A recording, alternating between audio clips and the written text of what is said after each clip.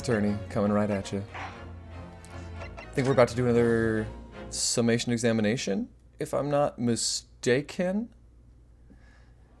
Because these two witnesses were totally not helpful for me, like, at all. They pretty much said, yeah, defendant's the one that did it, and screw everything else, so whatever. I have considered the defense counsel's request for a further summation examination of the jury, and I have determined that the court must uphold the defense's judicial right to this procedure. So, counsel, you will now proceed with your second summation examination. I presume the jury is ready, Mr. Foreman. We are, my lord. Very good. In that case, I must ask each of you now to state clearly and concisely for the court the grounds on which you find the defendant guilty of this crime. Oh boy. I assume this is going to be harder than the first time, and I was not very good at the first time. The accused left behind evidence at the scene, didn't he? Those 3 books of his. If there was some novel alternative explanation about how the victim was stabbed, I might reconsider. Even if the woman was throwing books, it can't be related to this crime if the window is closed, can it?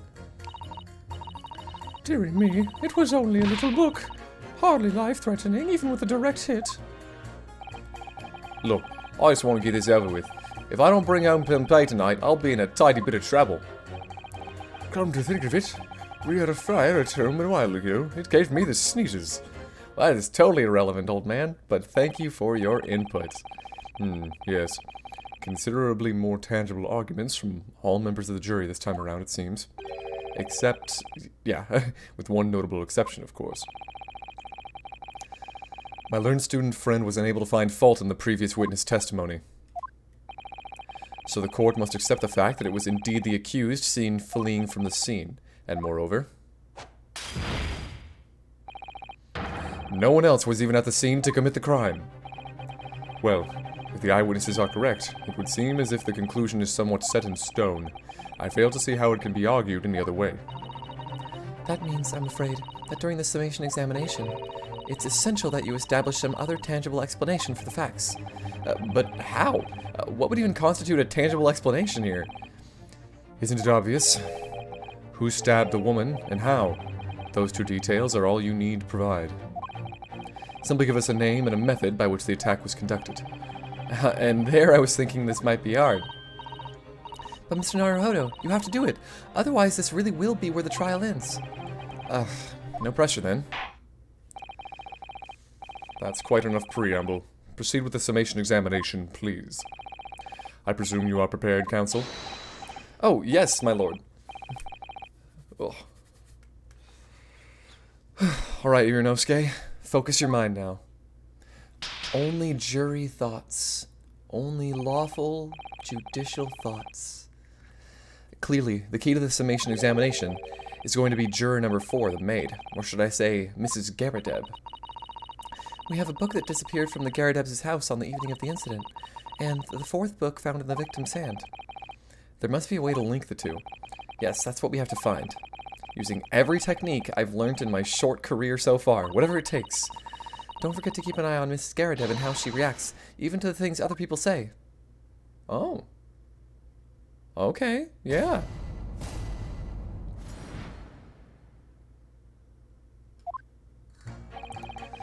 Okay. Hold it! I'm just going to go ahead and press on, like, everybody, because I feel like it's not going to be necessary. But as we know now, there were 4 books, not 3. Well, what difference does it make? There's every possibility that the 4th book is in fact belongs to the defendant's landlord. Yes, that's the part I have a problem with. Sorry? Well, at the point the woman was stabbed, this landlord fellow was at home, wasn't he? Enjoying a fiery scrap with his wife or something, you said. That's not exactly how I put it, no. Well, anyway, the point is, the fellow and his wife were somewhere else when it happened. I think that's what you call a strong alibi. So it couldn't have been the landlord who did it, which only leaves the Japanese fellow. Honestly, I can't see what all this palaver's about. It's a done deal, isn't it? I suppose it is, since I've nothing witty left to say.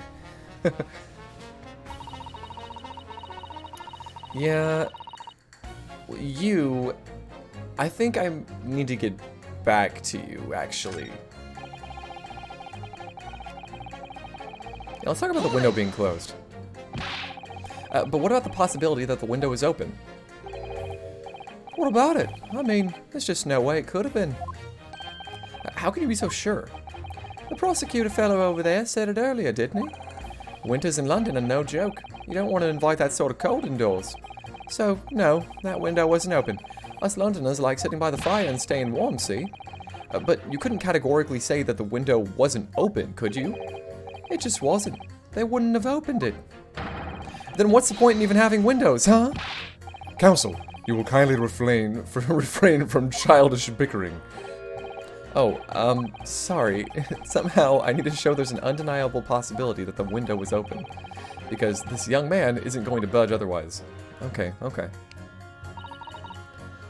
Alright, alright. But the little book was on fire at the time, was it not? With flames of love, I'll have you know. There's really no such thing as a loving incendiary bomb. Well, he brought it upon himself. It's playing with fire to betray a fiery love, isn't it? Well, don't you agree? Oh, well, any kind of betrayal is certainly a bad thing, yes. But I think the argument might have arisen out of your misunderstanding, Miss Scaradeb. Stop slapping juror number 5. Never you mind that. The point is, we were just having a jovial little dispute, nothing more. And I won't have any more of these suggestions that it was anything whatsoever to do with this crime. Right. Well, we'll see about that. But, what about juror number 5? He doesn't seem to be turning a hair at Miss Scaradeb's relentless onslaughts. It's almost as though he's used to it. What a gentle soul he is. Wait, do you know Mrs. Scaradeb? Hold it! Huh. You just want to get this over with? How can you sit there and say something like that? A man's future is at stake here. Well, that made me both then, like I said before. What? I told you already. I'm a day laborer, aren't I? If I don't bring home some readies with me tonight, you'll find me floating face down in the Thames tomorrow morning. What? You heard me. My missus ain't one to mess about, you know. She can be fierce, believe you me. Another shining example of marital bliss, then. A situation like this cropped up the other day. It was, well, do you know, it's funny, but I can't quite remember. Sorry? It was too frightening, that's the thing. Must have blocked it out. Helpful. I wonder if Mr. Beat will ever be dragged into the Thames by his scarf. Don't even go there, Miss Susato. There must be some way to jog his memory about this. Mr. Beat is the Bobby in the back, if y'all don't remember. Yeah, there must be some way to jog his memory about this, but I don't know how that would be. Come to think of it, we had a fire at home. Well, sure. Does that have anything to do with your decision about the defendant's culpability in this case? Sorry, what's that? You'll have to speak up, lad. Could you tell us more about that fire? It was last winter. My grandchildren baked me a lovely cake on my birthday. It had 75 candles on the top, it did. What a sight to behold it was. You put candles on a cake? Was it some kind of devil worship? Of course not. It was an angel cake to celebrate my birthday, obviously. It seems that's a common custom here in Great Britain, Mr. Naruhodo. Anyway, I mustered all my puff to blow them out. Only I must have blown wrong somehow. The flames didn't go out, but candles went flying all over the room. The furniture caught and everything went up. The whole place filled with smoke. Definitely sounds like devil worship to me.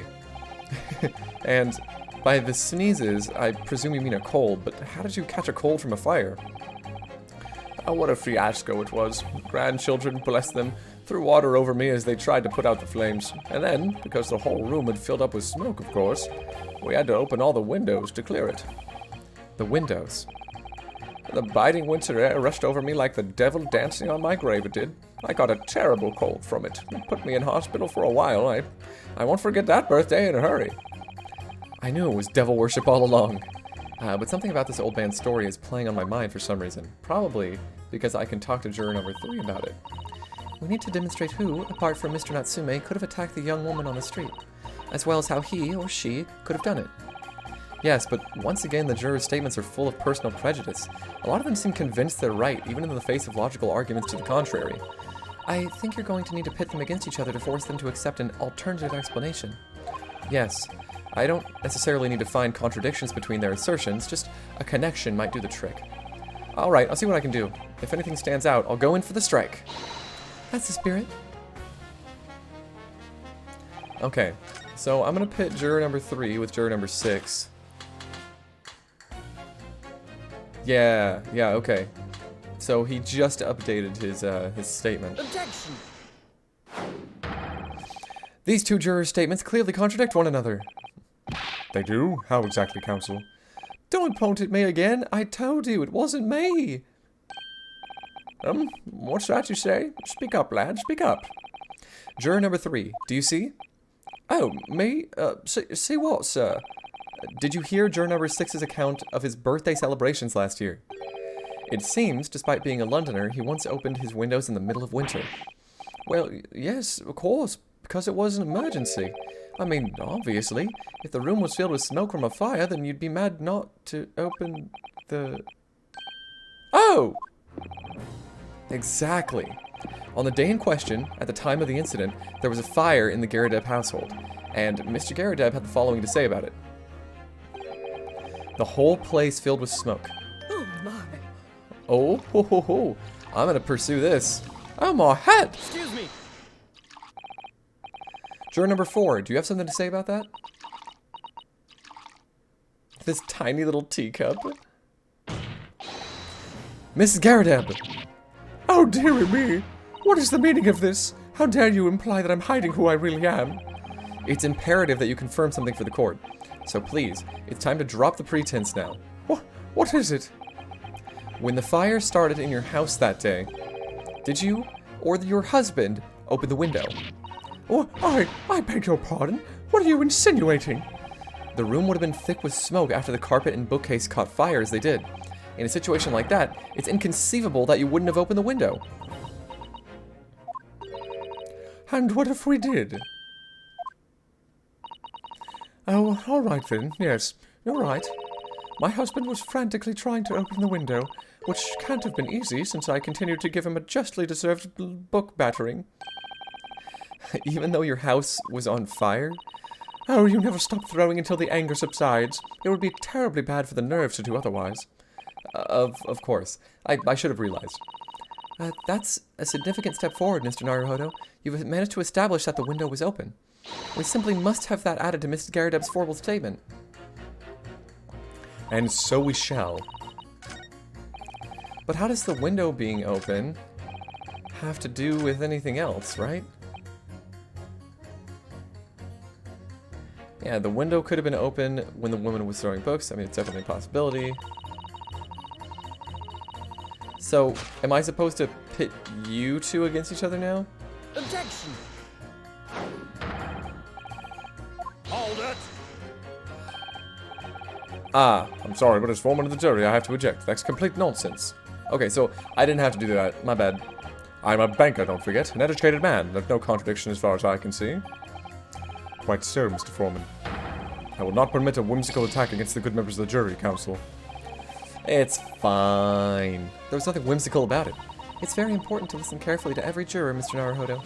Then you can decide where the contradictions really lie, if there are any. I don't know why. I guess I really assumed that would be a thing. Huh. Because...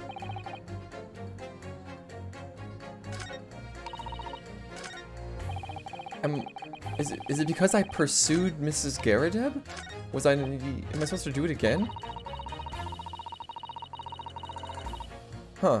Well, you know, let me sit on that for a little bit. Let's talk to you about what you want. So, you might be willing to change your decision, you mean? Oh my, such delight on your face, but I'm afraid I shan't be swayed by emotion. Despite what you may think of me, I'm a very modern, metropolitan, and rational woman. That's great. If one reads the morning papers, it's all forgotten by tea time, isn't it? So why read them in the first place?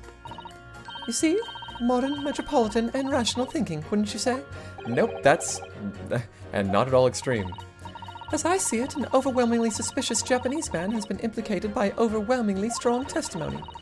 So despite one or two minor puzzlements, I do declare that the man is overwhelmingly guilty. Modern, metropolitan, and rational logic, wouldn't you say? Overwhelmingly. But us modern gals are always delighted to embrace new fads, you know. So I'd only be too happy to consider an exciting new theory if you could come up with one. I'd be happy to do that too, if only I could. Let's do our very best not to disappoint the modern and metropolitan young lady. Right. I'm glad you omitted rational there. Susato's very smart, you know? She's very smart. Huh. Hold it! Well, maybe I need to press you on it now. The fourth book found at the scene of the crime shows very obvious signs of fire damage. And the title of the book is The Lion's Pride. The same title, in fact, as the book that Mr. Garadeb told us he had been reading. Well, I really couldn't say.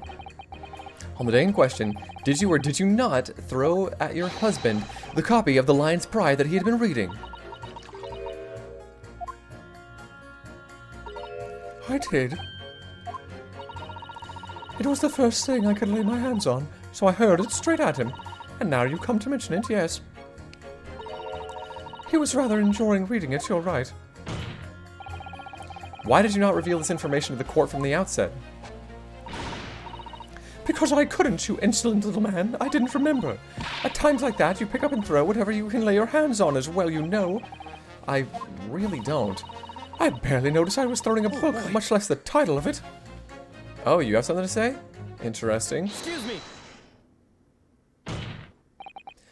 What is it, juror number 5? You know something? I remember what it was. That memory I blocked out. Ah. It was listening to what this granny was saying, and brought it all flooding back. Who are you calling a granny, you cheeky devil? I'm Mrs. Garadeb, or the maid, I'll have you know. The man doesn't even flinch. Please tell me that's not because he's so used to being hit all the time. It was about 2 weeks ago now. I just got back from after work, like. I put my hand in my pocket for the wages I had just earned that day, and I nearly died. There was a hole. Every last penny had dropped out. Oh dear, what a disaster. You haven't heard the half of it, boy. Oh? The wife was cutting up some chicken at the time. I could hardly get the words out, but I told her straight. I've lost the day's wages, love. Next thing I knew, the blade was whistling past my ear, stuck into the wall next to me, it did, about an inch deep. That's a way that you can do a stabbing. No words, just terror. I could smell it then, you know, that god-awful stench of the Thames. I was sure I was going to end up face down in the muddy banks that night, I can tell you. Now, that's a real disaster, isn't it? I'll never use the word lightly again. Anyway, the point I'm trying to make is this. When women lose their rage, they'll throw anything at you. Knives, hatchets, hammers, you name it. Mr. Naruhodo, you mustn't think that all women are so short-tempered and unrefined. No, I wasn't thinking that. Throwing household objects at people is, well, it's so uncivilized. At least attack with honor, using a bow or the like. Well, wait a second. What? Attack? Who are you going to attack? Never mind. Anyway, this man's words could be rather insignificant, I think. Alright, we'll come back to the bow and arrow thing later, if I dare. I assume that she knows how to use a bow and arrow, and I certainly do not. Yeah, let's actually talk again about the woman in rage. Your wife really threw a kitchen knife at you? That's right. She was chopping meat with it. Had a tidy edge on it, believe me. Still, it's all memories, isn't it? Started with that smile she threw me when we were courting. And since then, the list of things she'd thrown at me has grown along with our relationship. There was a cup, then a glass, then a pot, a kettle, a chair, a wardrobe, a cooker, a bathtub. How do you throw a bathtub at somebody? I mean, a wardrobe, it could just be a small wardrobe, but a bathtub? Jeez. Your wife must be even beefier than you. And things came to a head last week when she threw me right into the Thames. Still, she's not so bad when she's calmed down. She's a little sweetheart, really. I'm so happy for you. If you want to know what I think, I think this whole idea of ladies first that we're so obsessed with in this country was thought up by some clever lads who'd been tossed in the Thames a few many times by their wives. That's a very interesting theory. What a terrible thought. On the face of it, this juror's statements just sound like a really extreme anecdote. But I think it might turn out to be an extremely powerful weapon. A weapon I might be able to use to make the jurors accept an alternative explanation here. Maybe. Do you have anything more to say about this? Did you change your statement from before? Well, yes, it was one of my most memorable birthdays, you see. I couldn't let it go unremembered. I'm sure the defendant will be delighted that you're using his trial to explore your past. And how is that memory related to this case exactly? Sorry? What's that? You'll have to speak up, I'm afraid. Never mind. He's as deaf as a post when he wants to be. But actually, this old man's anecdote might just provide the alternative explanation I need to make my point to some of the other jurors. We used unlit candles on my birthday this year. Safer that way.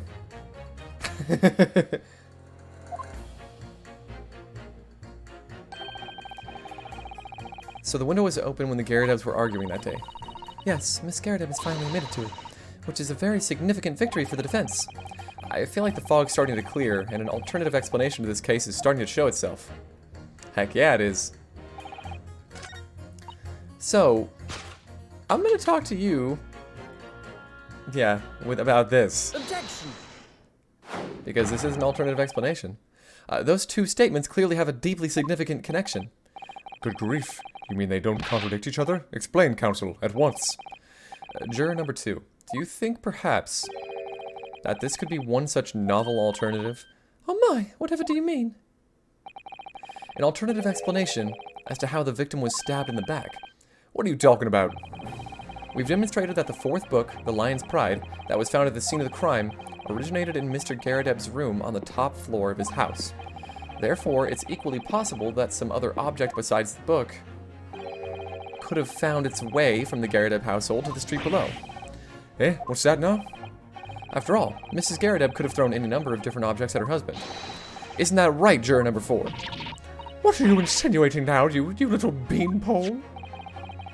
I'm beginning to think that ever since the true origins of this book came to light, perhaps she's had a feeling this might be what happened. Now you listen here, you Eastern Gala.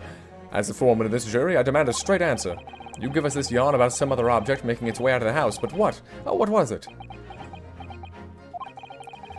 I'm really taking a big gamble here, but that was a bold accusation to make, but I haven't any real evidence to back it up. But I'm certain that at the very least this warrants further investigation. Alright, Mr. Foreman, I'll try to explain the defense's theory. The other object that found its way from the Garrideb household to the scene of the crime was this. Juror number 4, Mrs. Garrideb. What? What now? I must apologize in advance for this, but I need you to confirm something else for the court. This knife. Have you ever seen this knife before? Good lord, counsel, what on earth are you doing? That's the weapon that was lodged into the victim's back, man. You're right, and that's what we're going for here. My lord, remember when when the victim was attacked, Mr. and Mrs. Garrideb were in the throes of an argument. Mrs. Garrideb was hurling anything she could at her husband, who had been backed up against the window, a window that had been opened to clear the smoke, and through which a book sailed to land at the crime scene. You can't seriously believe that. The book was found in the victim's grasp. Are you saying that it flew out the window and across the street to land neatly in her hand? Huh. Even my missus hasn't got a name like that. Yes, I admit there are many details we don't yet understand. But that's the point. That's precisely why we must not allow this trial to end. Not right now. Oh my. Mrs. Garrideb, your answer, please. Have you seen this knife before or not? Oh. Oh?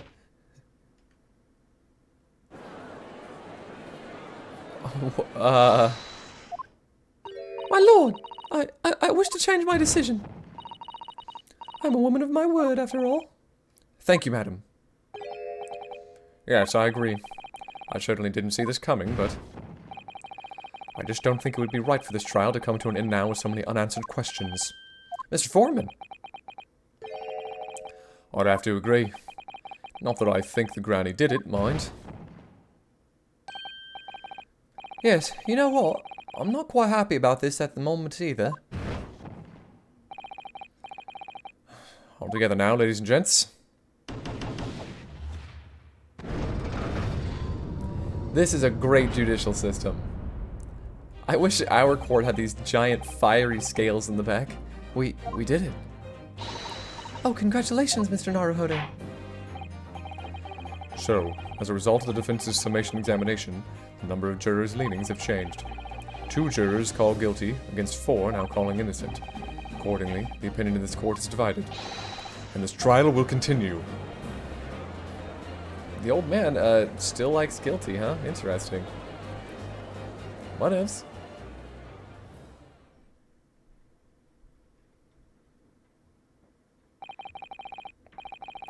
Now then, Lord Van Zeeks, how does the prosecution wish to proceed?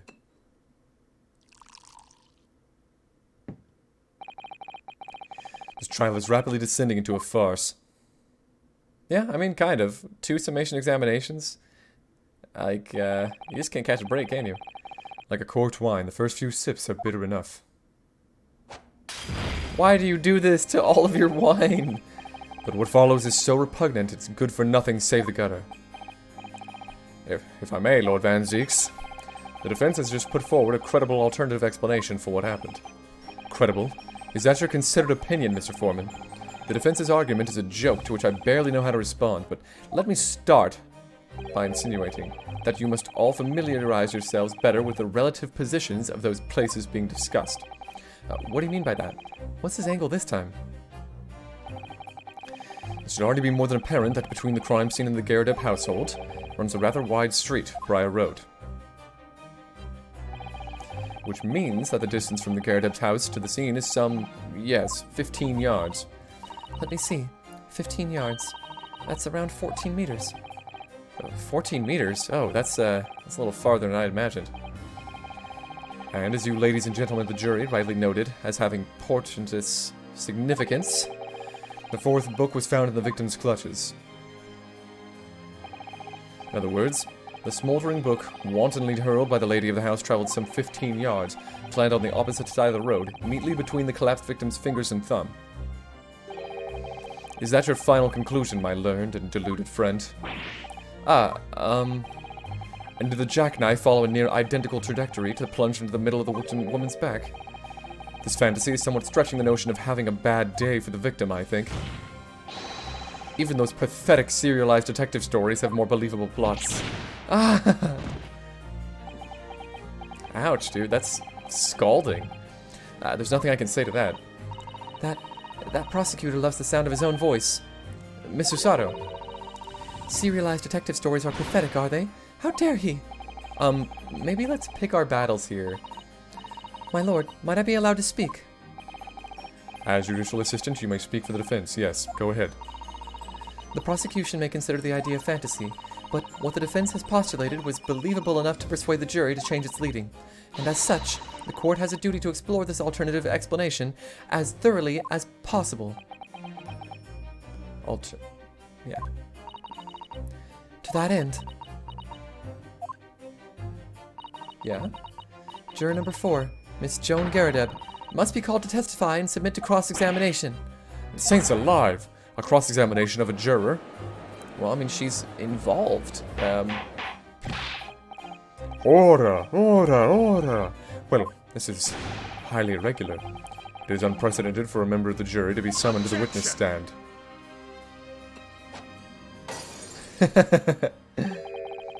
And unnecessary. Lord Van Zeeks. There are already witnesses in the stand whose testimony the defense may further cross-examine. If my learned friend Farkle theory has any truth in it, then both a burning book and a jackknife must have flown through the sky before this couple's eyes. And we must assume they would be able to testify accordingly. What say you, witnesses?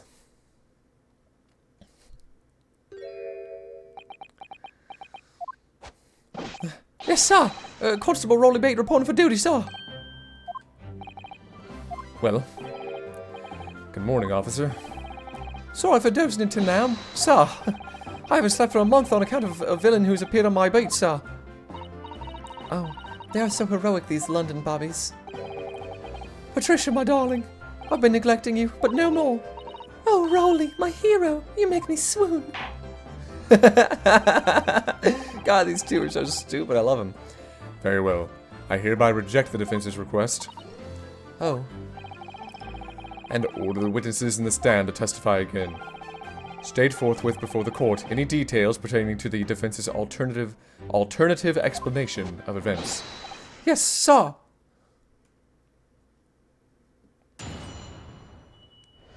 let's get to it.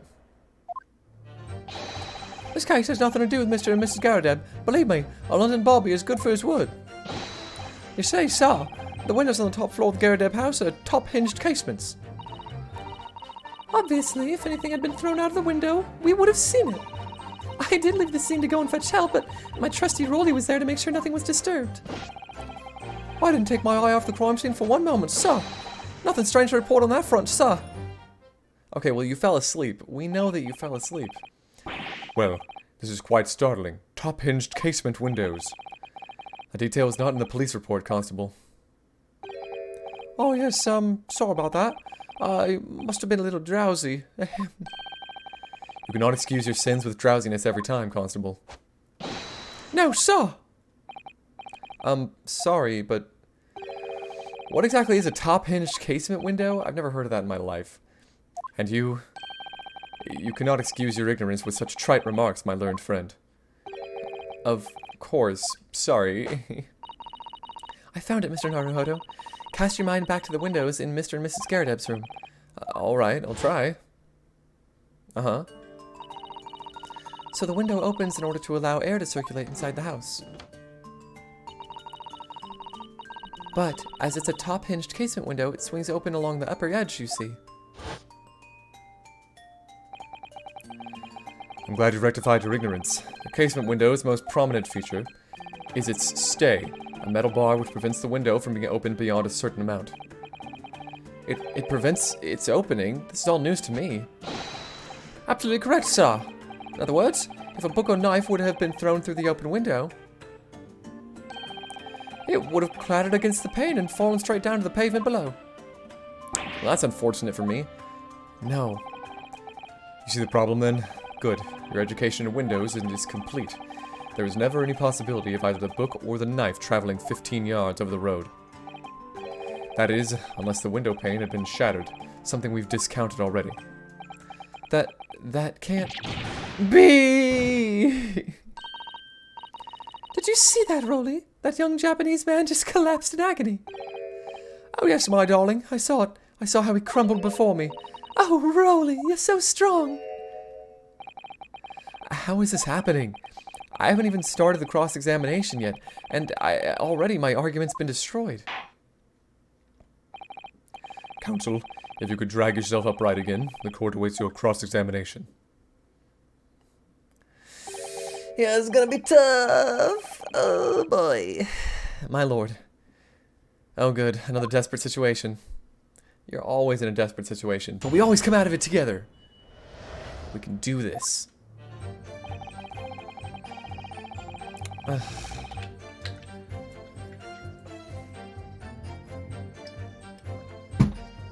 I mean, really, where do I even start with this? Honest to God.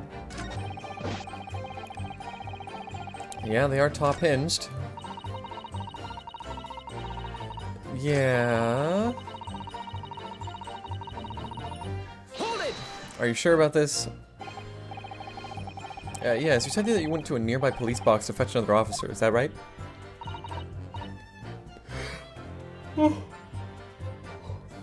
God, I just cannot stop yawning! If there was like some kind of pill I could take to stop yawning, I'd probably take it. Actually, maybe that would just be a caffeine pill. I don't know. That's right, yes. If it had been on Rolly's beat, I would have known exactly where I was going, of course. Don't feel bad, my love. Can't expect to know the location of every police box on every beat. So Rolly told me the way, only I sort of got a little lost on the way. Patricia, my darling, that's why I love you. Your terrible sense of direction is bewitching to me. Oh, Pat. Oh, Rolly. Oh, please. So, I suppose I was gone for about 15 minutes. But like I said, my Rolly was at the scene the whole time, making sure nothing was disturbed. I was off duty at the time, of course, but a true Bobby is never really off duty, sir.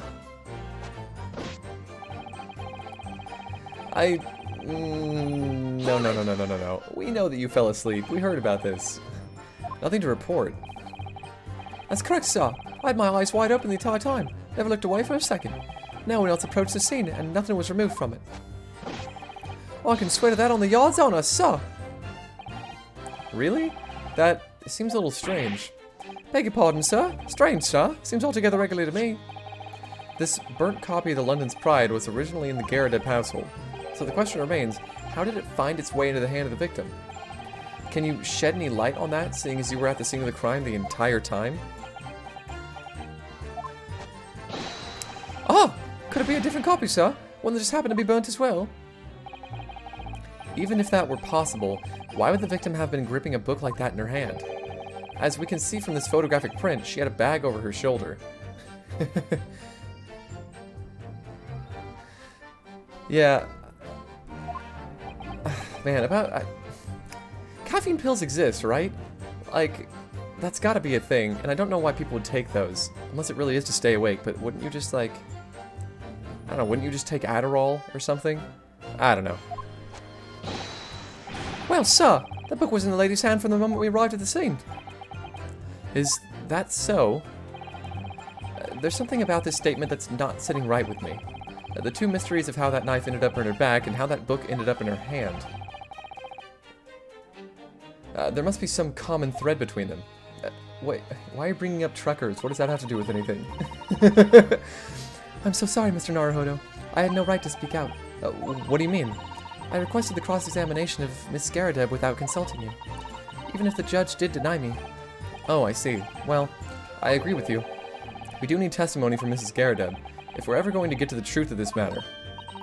Do you really think so? Well, think about it.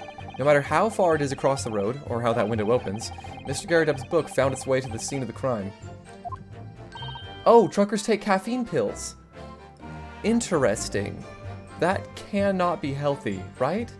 Like, I guess depending on how many you take, because obviously drinking coffee isn't gonna, like, kill you in the short term.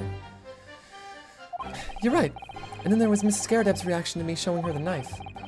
The woman's hiding something, I'm sure of it. You're right again. We need to use this cross-examination to uncover more clues.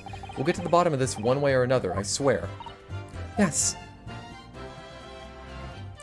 Oh, well, I'll just go back and press on everything, I guess. Hold it!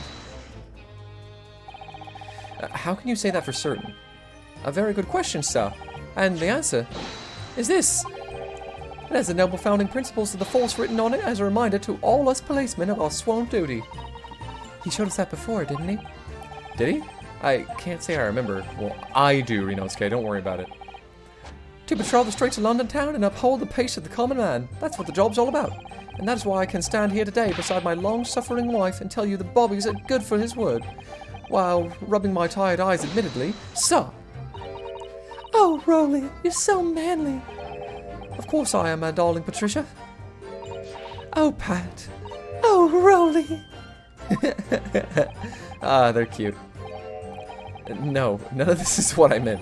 I meant, how can you say for certain that this case has nothing to do with Mr. and Mrs. Garrideb? Oh, I see, sir. You should have said that earlier, sir. Is that not what I said? Yes, well, so, could you answer the question? That was a waste of time then. Absolutely, sir. I will answer to the fullest of my abilities, sir. The surprising reason why Mr. and Mrs. Garrideb's domestic dispute can't be related to this case. But before I get into that, sir, just one thing.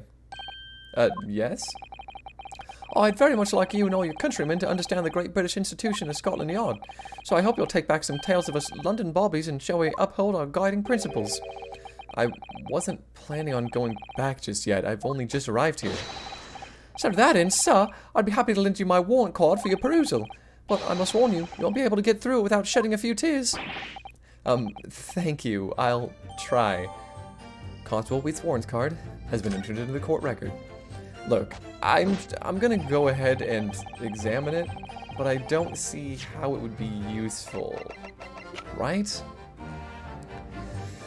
A policeman will strive to preserve the peace within his allotted beat. A patrolling officer is expected to walk 20 miles around his beat every day for the furtherance of community relations. Any crimes fall under the jurisdiction of the beat in which they are discovered. When a crime is discovered on his beat, a policeman must assist with initial investigations and help detectives. Okay. Well, where's the other Bobby then, right? Like, there has to be another Bobby that got involved with this. Hold it! Huh. By which you mean they don't open fully, is that correct? Yes, sir. They're just there to allow for a bit of air through the house, you see, so they're restricted to as much as how they're open.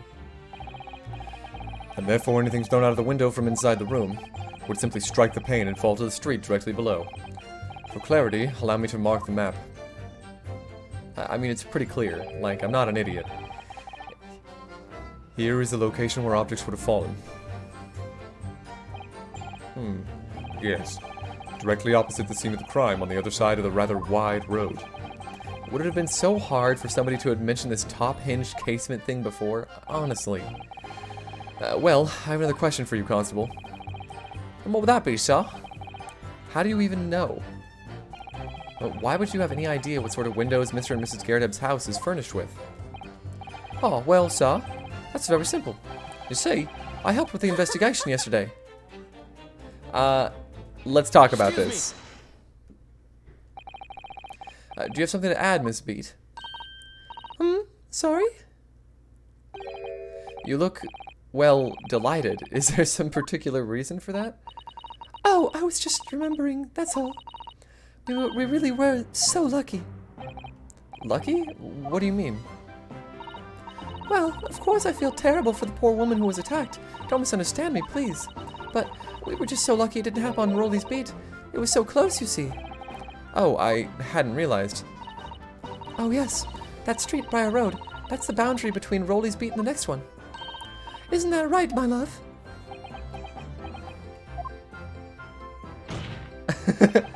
Constable Beat. Huh? Oh, yes, that's right. That's the reason I was helping out with interviewing the occupants of the Garrett household yesterday. The house is on my bait, you see, sir. That really was cutting it close then. Constable, I wonder if you could clarify something. If the Garrett household is on your beat, does that mean that the pavement next to it is as well? Outside Mr. Garrett's house? Yes, ma'am. The pavement is on that side of the street as part of my beat. But not on the other side of the beat. Okay. I see, I was unaware of that. Just think, if the woman had been attacked just on the other side of Briar Road, we would have never been able to go for that meal to celebrate our wedding anniversary. But that's the life of a Bobby, after all. Extraordinary people are Bobbies, tirelessly working for the benefit of all Londoners. Yeah, this job sounds terrible. Just absolutely awful. Do you know what I think? I think that it was the good Lord's way of rewarding my Rolly for all his hard work. Don't you think so, my darling? That must be it, Pat, my love. That must be it. I think perhaps we should make sure we have that information officially on record. Leave it to me, Mr. Naruhodo. I'll take care of it immediately. Oh, the case file is now updated. Interesting. Okay. And now it's my turn, I think. Can I ask you something? Please, Mr. Lawyer, sir. Oh, yes, of course. What is it? You're doubting us, aren't you? I can tell. What? I wasn't really. I mean, what's she doing? She did this last time, too. Why is she so weird about this? Please, just because I'm a woman, it doesn't make my testimony any less valuable. I literally never said that. You might just see me as the wife of a policeman, but I'm a woman of my word, I am. I really don't remember ever suggesting that I doubted you. No excuses. I don't want to hear it. My voice will be heard. My lord, you'll let me speak, won't you? Yes, Miss Beat, I will allow you to supplement your testimony, if you so desire. Sometimes the path of least resistance is the sage one. I agree. That was a very loud mutter. I heard that. That Japanese man thinks a policeman's wife's word counts for nothing, does he? Well, watch out, sir. I might let you get away with something like that, but my Rolly won't. Duly noted, Miss Beat. Please, I humbly ask you to continue. What could she possibly about to say, I wonder? I know what I saw. My eyes never let me down. My sense of direction is a little off sometimes, though. Hold it! That's not really... What? Mrs. Beat, nobody is questioning what you've told us. I saw it, I did. That evening, I saw it clearly. That little Eastern man with the whiskers and the funny curved back slinking away from the scene. Huh. And I know what I didn't see as well. I didn't see any flaming books or knives flying through the sky. All very clear. You also mentioned something about having a poor sense of direction? Oh, yes, well, that's a little embarrassing, really. I'm always ending up at the wrong place when I've made arrangements to meet Rolly. He gets ever so cross. Excuse me. Constable Beat, is there a problem?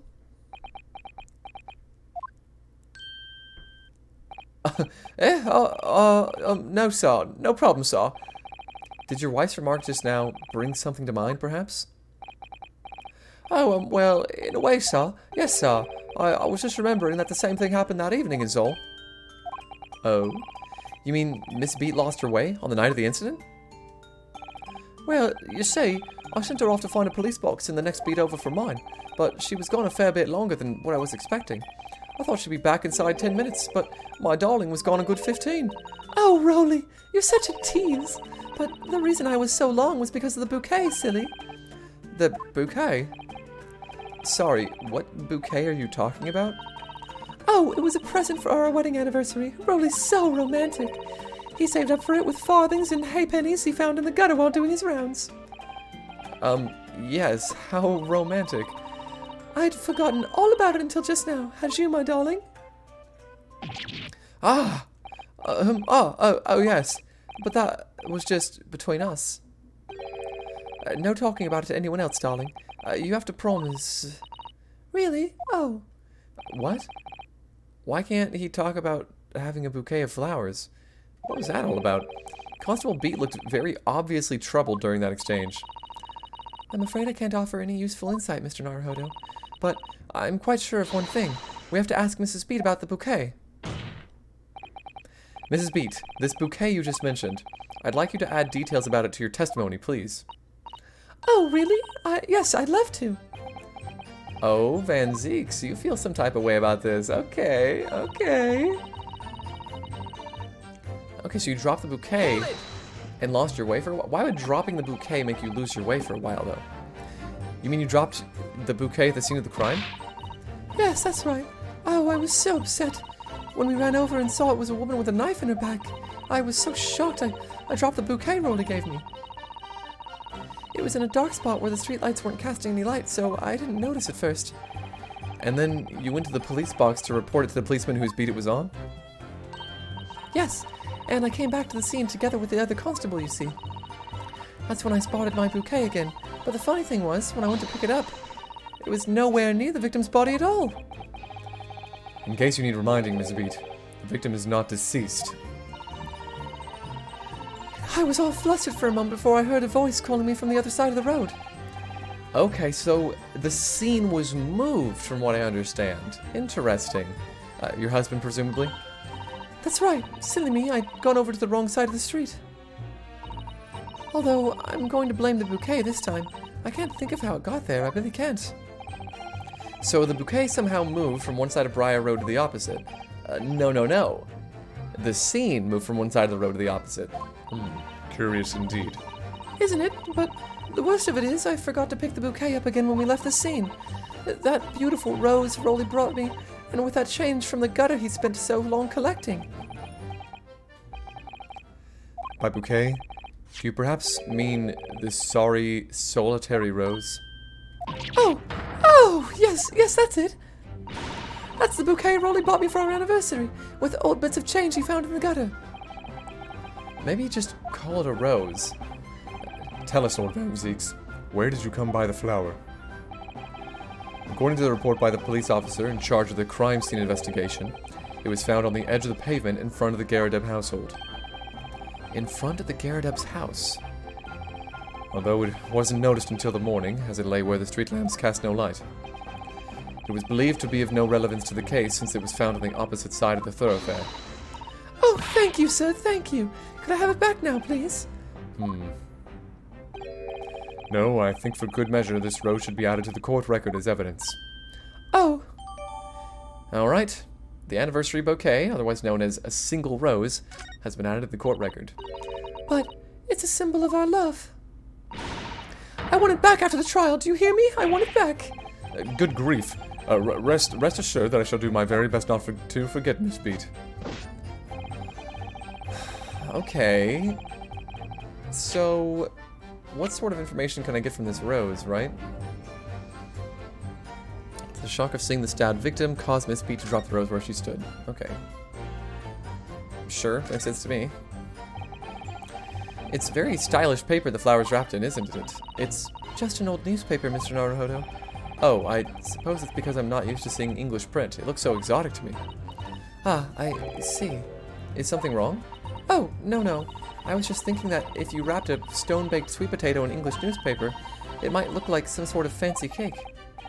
Ah, Susato-san, you do love your cakes. Look at the rose, I guess? An English rose. It's such a beautiful flower. Ah, this is a rose, is it? I've never seen one before. Do you not take an interest in flowers, Mr. Naruhodo? I wouldn't say that exactly, but I do know 3 types at least. Gosh, 3? Yes, plum blossom, peach blossom, and cherry blossom.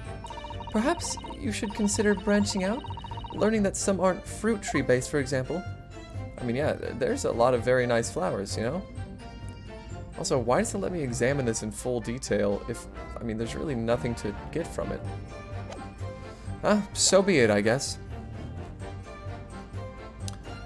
So...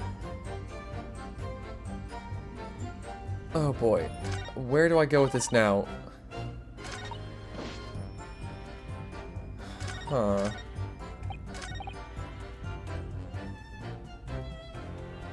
Okay. Top hinge casements. Yeah.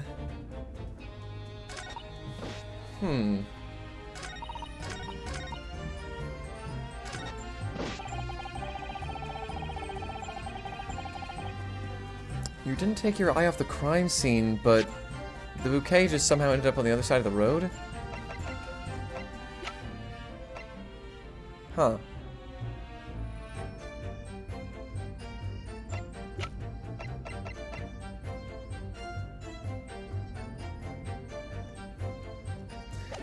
I think I've pressed just about as much as I can on these guys, right? Well, Mr. Naruhodo, what do you make of all this? Yes. The whole idea of an invisible attacker has been troubling me all along. But I believe I'm starting to get a picture of what really happened here now. The 4th book that had no business being at the scene of the crime made me sure that Mrs. Garadeb was hiding something from us. But it's been becoming increasingly clear that someone else has been hiding something from us as well. I think I may already be armed with everything I need to make to strike a decisive blow here. Okay, so I already have everything I need. I need to find the right piece of evidence and the right testimony to put it against. This time, it's going to expose the whole truth about this mysterious affair. Because we need to get to some sort of explanation that says the scene was moved, right? And moved by who? I don't know. Maybe the Bobby? Huh?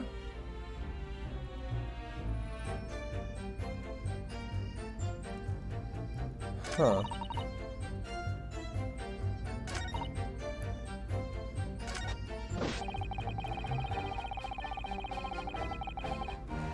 Okay, well, I'm gonna save, just in case. But what I'm thinking is, it's gonna be the bouquet on this testimony that shows that something had to be disturbed because the bouquet was on the other side of the road. Right? Obviously, this has nothing to do with anything. Objection! Oh, the music stopped. That usually means it's right. You claim, Constable Beat, that there was nothing to report in the 15 or so minutes you were guarding the scene. But that can't be. What do you mean to say? In your testimony just now, Mrs. Beat, you explained to the court that when you arrived back at the scene of the crime with the policeman assigned to that beat, the bouquet that you had dropped at the victim's side was no longer anywhere nearby. Yes, on the opposite side of Briar Road to where the victim was attacked. But considering the size of that meager bouquet, if a single sorry bloom can be so described, no doubt it was blown in the wind across the street, back into the gutter where it belongs. Mika! Objection! But if that were the case, why did Constable Beat not testify to the fact? No one else approached the scene and nothing was removed from it. Constable Beat swore to that on Scotland Yard's honor. But the bouquet belonged to me. It has nothing to do with the case. That's why Rowley didn't mention it, I'm sure. No, because sadly, it's not only your bouquet we're talking about here. More than one thing in this case is mysteriously the wrong way around. Wait. Really? What are you talking about? Think about it. Besides Mrs. Beat's bouquet, there's Mr. Garrideb's book. Mr. Garrideb's copy of the London's Pride, which was thrown out of the window by his wife, would have struck the pane of the casement window and landed here on the west side of the street. And yet, it was actually found here on the opposite side of the road in the victim's hand. Meanwhile, according to the testimony we've heard, Mrs. Beat's bouquet should have been dropped here at the scene of the crime on the east side of the street. But in fact, it was actually found here on the opposite side of the road in front of Mr. and Mrs. Garrideb's house. There's no logical explanation for those things, unless somebody deliberately moved them.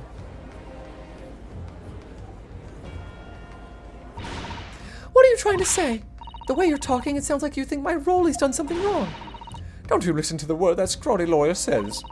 Wittering on about books and bouquets. Why should we care? It's nitpicking, that's what it is. Oh, good. Mrs. Garrideb's come round. You might call it nitpicking, Mrs. Garrideb, but deliberately meddling with the scene of a crime is a criminal offense. It's called, tampering, Mr. Naruhodo. So it is. But the person responsible for this tampering cannot admit to it for a very subtle but compelling reason. Tampering? You've barely heard the term before. Tell us, my learned friend, who would possibly have had cause to carry out such an elaborate description? Or whatever, a thing. Yes, there is someone who tampered with the scene of the crime that evening. All the evidence and all the testimony points to that one particular person. The Bobby, as we well know. Counsel, I must demand that you substantiate this conjecture. Who are you saying was responsible for tampering with the scene of the crime? Don't mind me as I accuse Mr. Rowley Beat. Take that! Obviously, there's only one person it could have been. Constable Rowley Beat, it was you!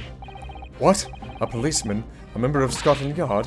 What nonsense! Why would my Rowley do something like that? There's no straighter than my husband. No Bobby works more tirelessly for the people of London.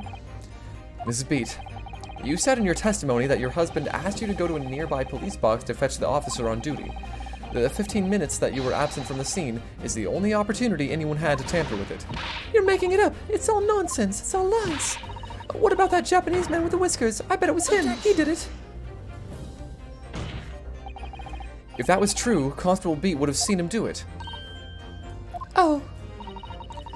And forgive me for not pointing it out, or forgive me for pointing it out, but when you dropped your bouquet, Mrs. Beat, it was after the defendant had fled the scene. Oh, well... Objection!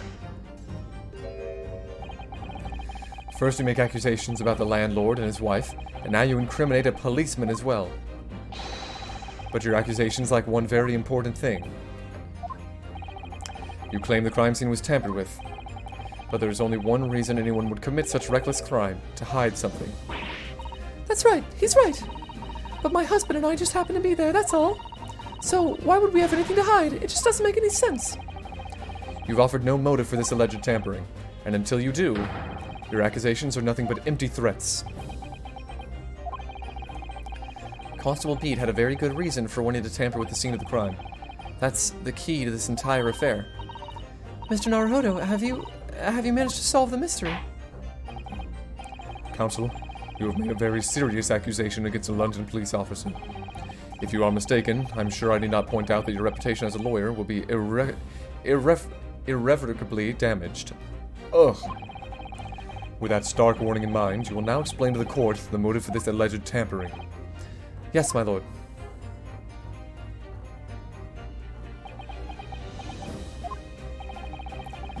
Constable Beat's motive for tampering with the crime scene was to hide where the victim fell.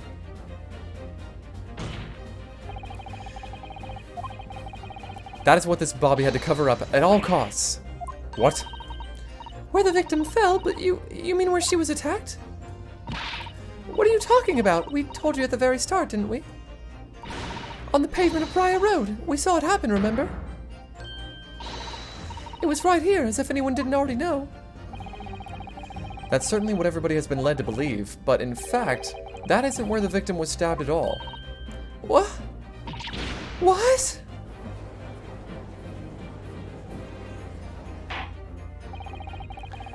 I'm beginning to wonder where this tumultuous trial will end, Counsel. If that's your assertion, then the court is dying to know, my Japanese friend.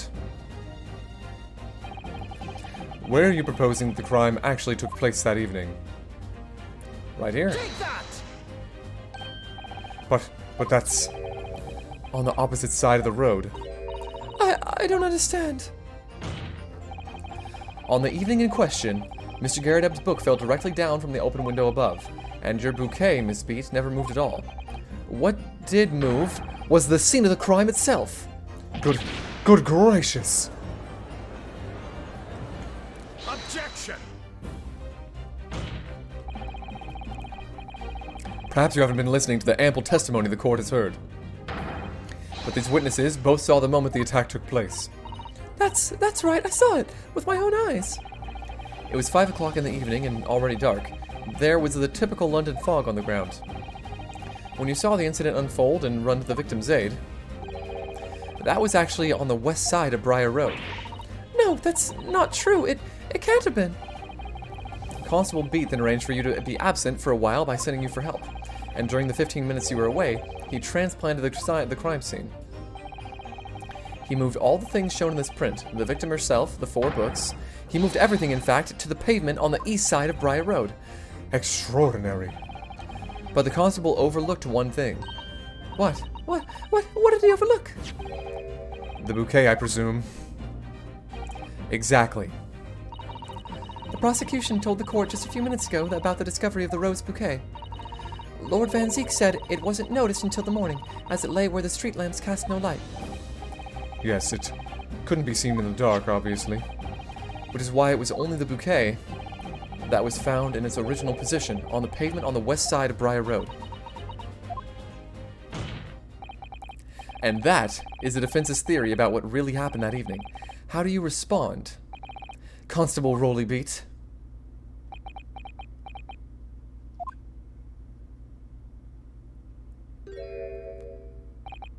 Well, I'm very sorry. I didn't mean to nod off again, but I haven't slept properly in a month. Did I miss anything important? Oh, Rolly! It isn't true, is it? What that lawyer said is all lies, isn't it? I know it because you're the most upstanding, righteous man I know.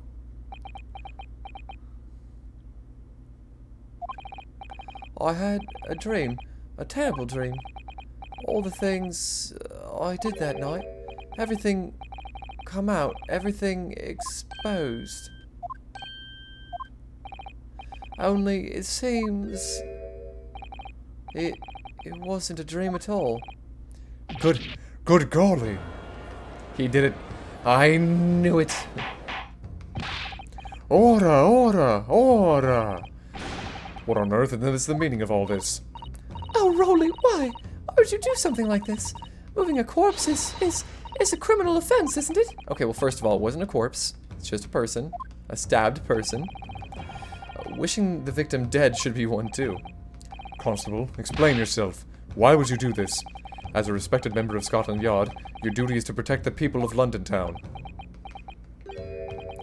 I can't say, sir. What? I really am ever so sorry about all this. For damaging the Yard's reputation, for everything.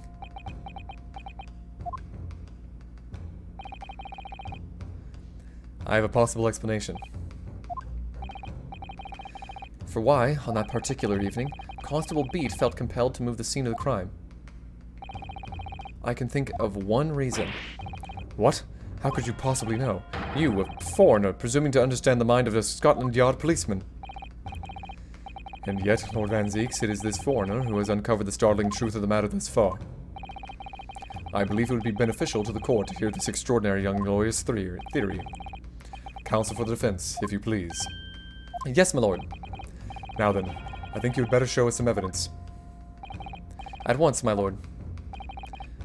England, Japan, it makes no difference where you come from. Human emotions are the same. Agreed, yeah.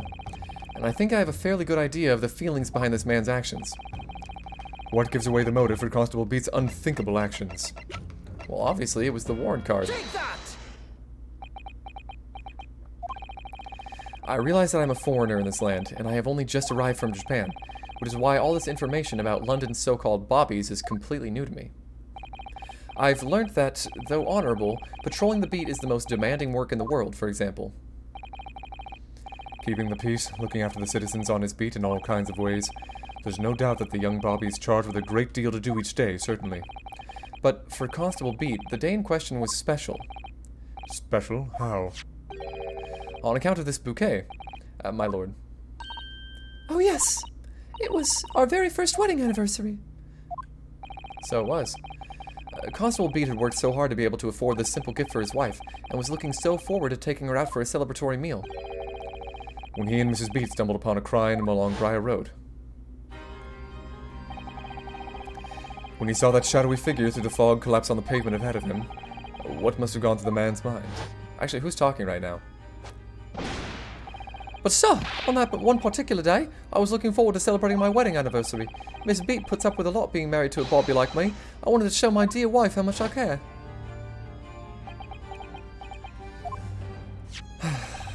This is the warrant card that Constable Beat offered to lend me earlier. Inside, among the rules for patrolling policemen, it says, when a crime is discovered on his beat, a policeman must assist with initial investigations and help detectives. Aha! Constable Beat. Is that, or is it that not the reason why you moved the whole scene of the crime that day? Yes. Everything you said, it's all right. I knew it. So that's it. It was all to do with the boundary of your beat. Oh! Exactly. To summarize, the incident actually occurred on Constable Beat's beat. Good gracious! Constable, do you realize the gravity of what you've done?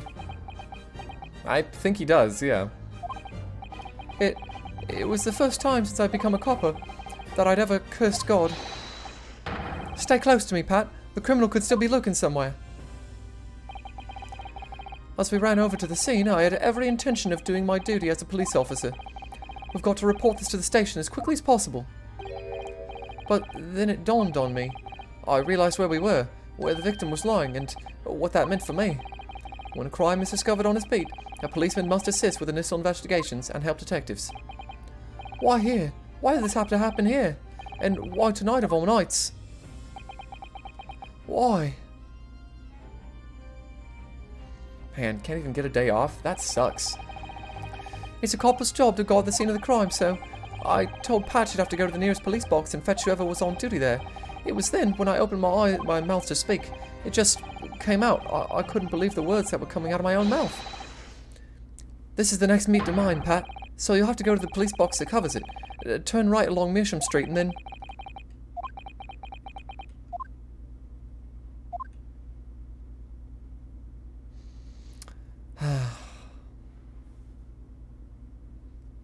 I knew it.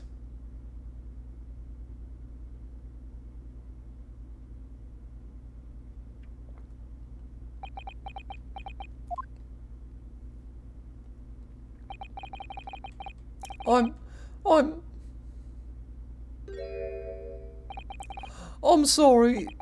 I'm so sorry. Oh, Constable. I just wanted, just that one night, to take my Patricia out for dinner. Oh, Rolly. Just that one night. You knew that if the incident was on your beat, your evening of celebration would be ruined. And so you decided to move the entire crime scene outside your jurisdiction, just across the street to the east pavement of Briar Road, which falls under the neighboring beat's care. You see, I thought, well, I was sure the victim was dead, you see. I beg your pardon? Oh, of course he did. Otherwise, my Rolly would never have left the poor woman on the freezing cold pavement. Ah, I see your meaning now. But God got me back for my sins, didn't he? That's why I missed the rose I bought for Pat. Oh no, Rolly, that was all my fault. I should never have dropped it in such a dark place. I'm so sorry, Rolly.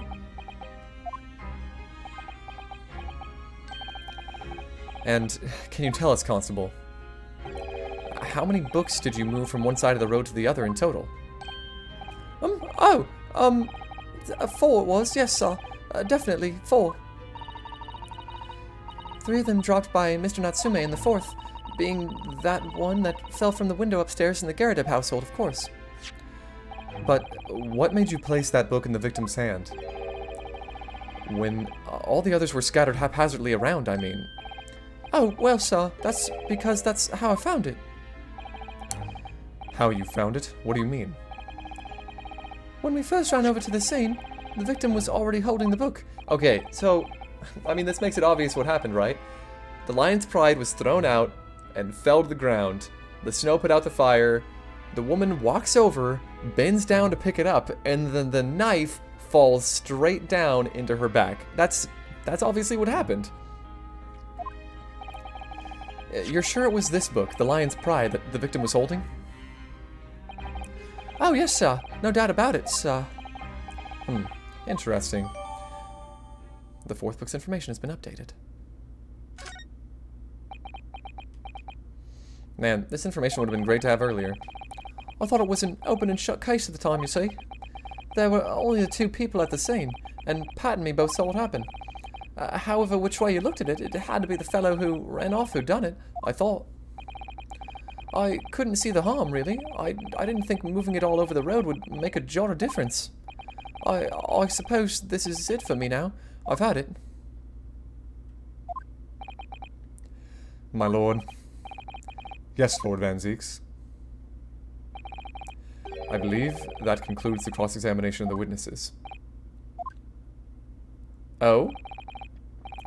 Constable, you may withdraw. Yes, sir. Mr. Prosecutor, sir, what will become of my Rolly? What will happen to him? For now, you are free to go home. The police will contact you in due course. Please, don't punish my husband. This was all my fault. It's because I'm always moaning at him for coming home late. Leave it now, Pat. Let's go home. I'm tired. All right then, my love. One last thing, Constable. Sir. Let this be a lesson to you. In a criminal investigation, every detail matters, however insignificant it may seem to you. Yes, sir. Carve that lesson in your mind. And never again make the mistake of tampering with the scene of a crime. Oh, never again, sir. You mean to say... Leave, now. This trial is not yet over. Oh, sir! I mean, not a horrible reason, right? I mean, wanting to spend the first night in a while just with the love of your life? Jeez. Well, quite a startling revelation, I must say. Whoever thought of a third party transplanting the entire scene of a crime like that? Indeed, my lord. Nevertheless, there's some immutable facts here. Principally, that the accused, Mr. Suski Natsume, is the only person who could possibly have committed this crime. Not true. No, I disagree. Now that we know the true scene of the incident, there is someone else. Another person who could be responsible for the knife in the victim's back. Forgive me for being presumptuous, but I believe the prosecution is probably well aware of this possibility already. Lord Van Zeeks, is this true? Very well. Name the person if you will, and if further investigation is warranted. The prosecution has no objection to the trial continuing. You will name this other person who could have perpetrated this crime. Take that! The defense would once again like to request the cross-examination of a new witness, my lord. Once again? My assistant made the same request earlier. In order to finally reveal the truth about this case, it's imperative that we cross-examine juror number 4, Mrs. Joanne Garadeb. Me? Oh, dearie me.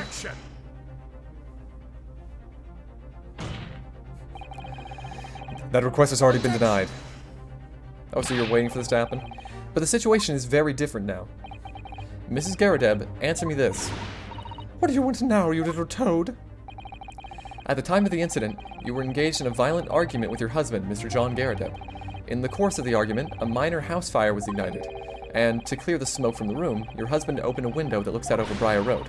Well, what of it? You threw this book at your husband when he was cornered with his back against the window. Upon striking the pane of the open, top-hinged casement window, the book plummeted directly down, finding its way to what we now know to be the true crime scene of the incident. Yes, as I said, what of it?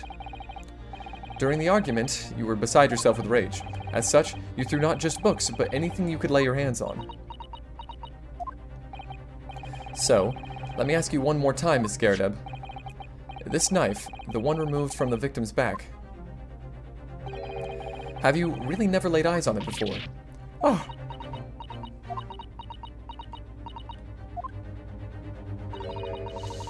I don't recall it. Seriously? Am I supposed to remember everything I picked up and threw at my husband?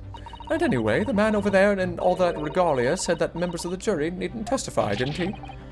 Conveniently, yes. No, I have no recollection of saying that at all. Juror number 4. Oh.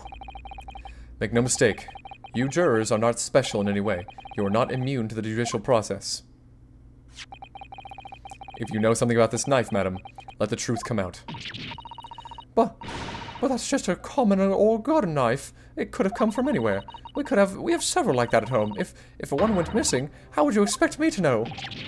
What's that? Are you joking? What are you saying, please, Miss Garadeb? Now you listen to me. I refuse to believe all this nonsense. I couldn't bear the thought that I'd injured someone. Do you hear? I couldn't bear it. Oh, the poor woman. So, yes, I want evidence. I want to see hard evidence if you're going to insist on this being my fault. You're going to have to prove to me that I threw that knife if it's what you think. Come along now, chop chop. Do your worst.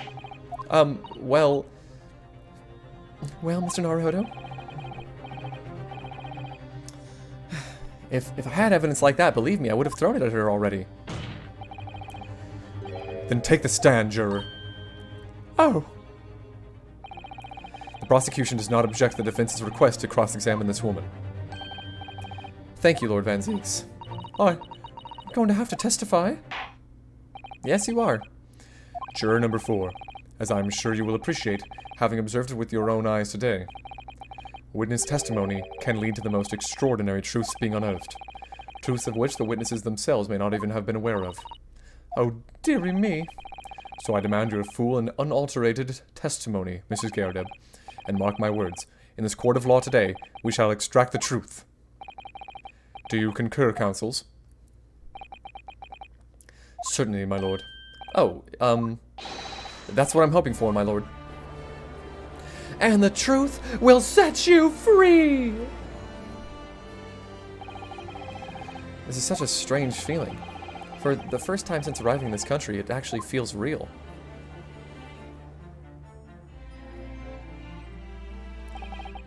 I'm here in the Old Bailey, and I'm a lawyer. Yeah.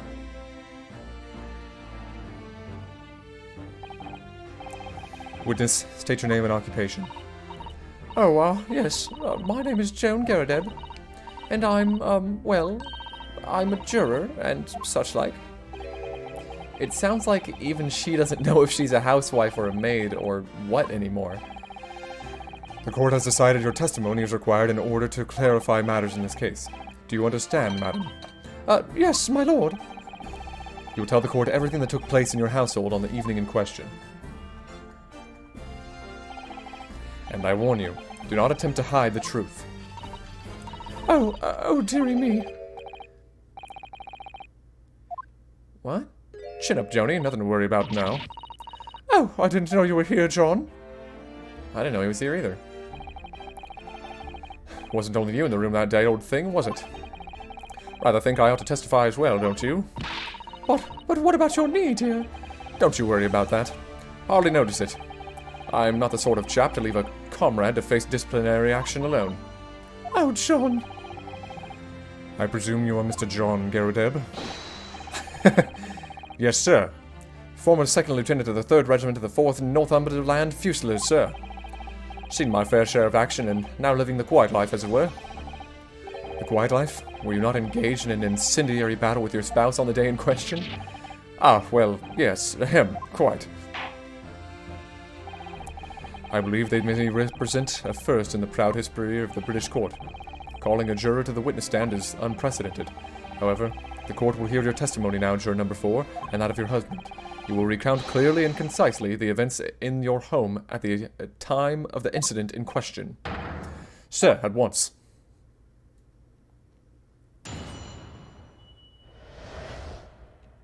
The Battle of Garadeb. Yes, on the day you're referring to, the wife and I did have a bit of a skirmish. Can't recall the reason now. Knocked a candlestick over and set fire to the carpet. I soon had it out, though, and got the window open. Meanwhile, I was picking up whatever I could find to throw at him. Plenty of knives around our place. Can't say I'd noticed if 1 or 2 went missing, I'm afraid. Yeah, I mean, I think once you're called to the witness stand, you probably can't be in the jury anymore. I assume they would just get a replacement juror. But also, I mean, like, this is nothing, something like this would never happen in real life, because when you examine the jurors, like, if they're at all even involved closely with what happened, like they lived nearby even or something like that, I don't think they would be allowed to be in the jury, at least in America. I guess I don't know about Britain. I guess it's a little more tightly packed there. If that bally thing in the victim's back really was one of ours, you'll have a job proving it, I think. Well, I'm still gonna do it, okay? It sounds as though it was quite the battlefield in your household that evening. Although an entirely one-sided assault, it seems. The enemy caught us on the hop, sir. Had no choice but to dig in and take defensive measures. To be honest, if the enemy had kept shelling us for another minute, we'd have been toast. Of course, a veteran such as myself is only too aware that on every battlefield, you're just a gnat's whisker from death at any moment. Are we still talking about a marital quarrel here? Well, I must say I'm dubious that this testimony will shed any light on the origins of this jackknife. In combat, one's focus narrows such that surroundings are barely noticed. These witnesses may not be able to offer anything more than they have testified already. This may be a dead end. Van Zieks may well be right. Well, whatever the chances, we only have this last cross-examination to uncover the truth, Mr. Naruhodo. Yes, I'm afraid so. Very well, counsel. Begin your cross-examination.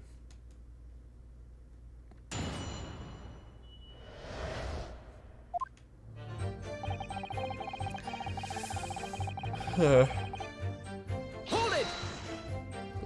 How do you not recall the reason? Come on. It's what you told us yesterday, I believe.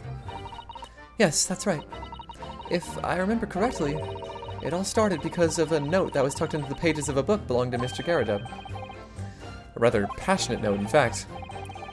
But Mrs. Garrideb found the note, discovering her husband's little secret. Wait a second. The note said it was to James, right? Is anybody here named James?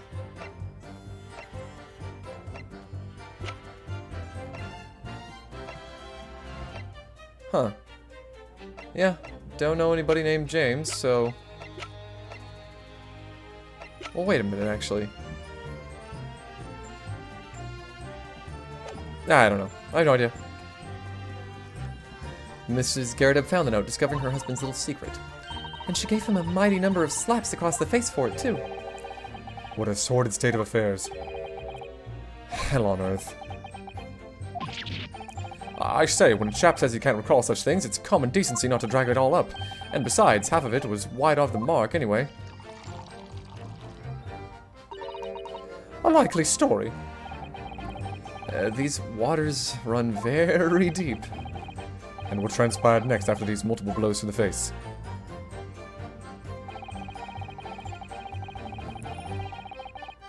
Okay, yeah. I shouldn't press everything, I guess. Plenty of knives around. Hold it! Alright, let's talk about it. Sorry, would you care to elaborate? Nothing to say, really. Rather partial to a sport of carving, you see. Pipes and whatnot, fishing tackle, you know the sort of thing. It's a passion we both share. I like to carve little wooden trinkets, too. And then there's my leatherwork.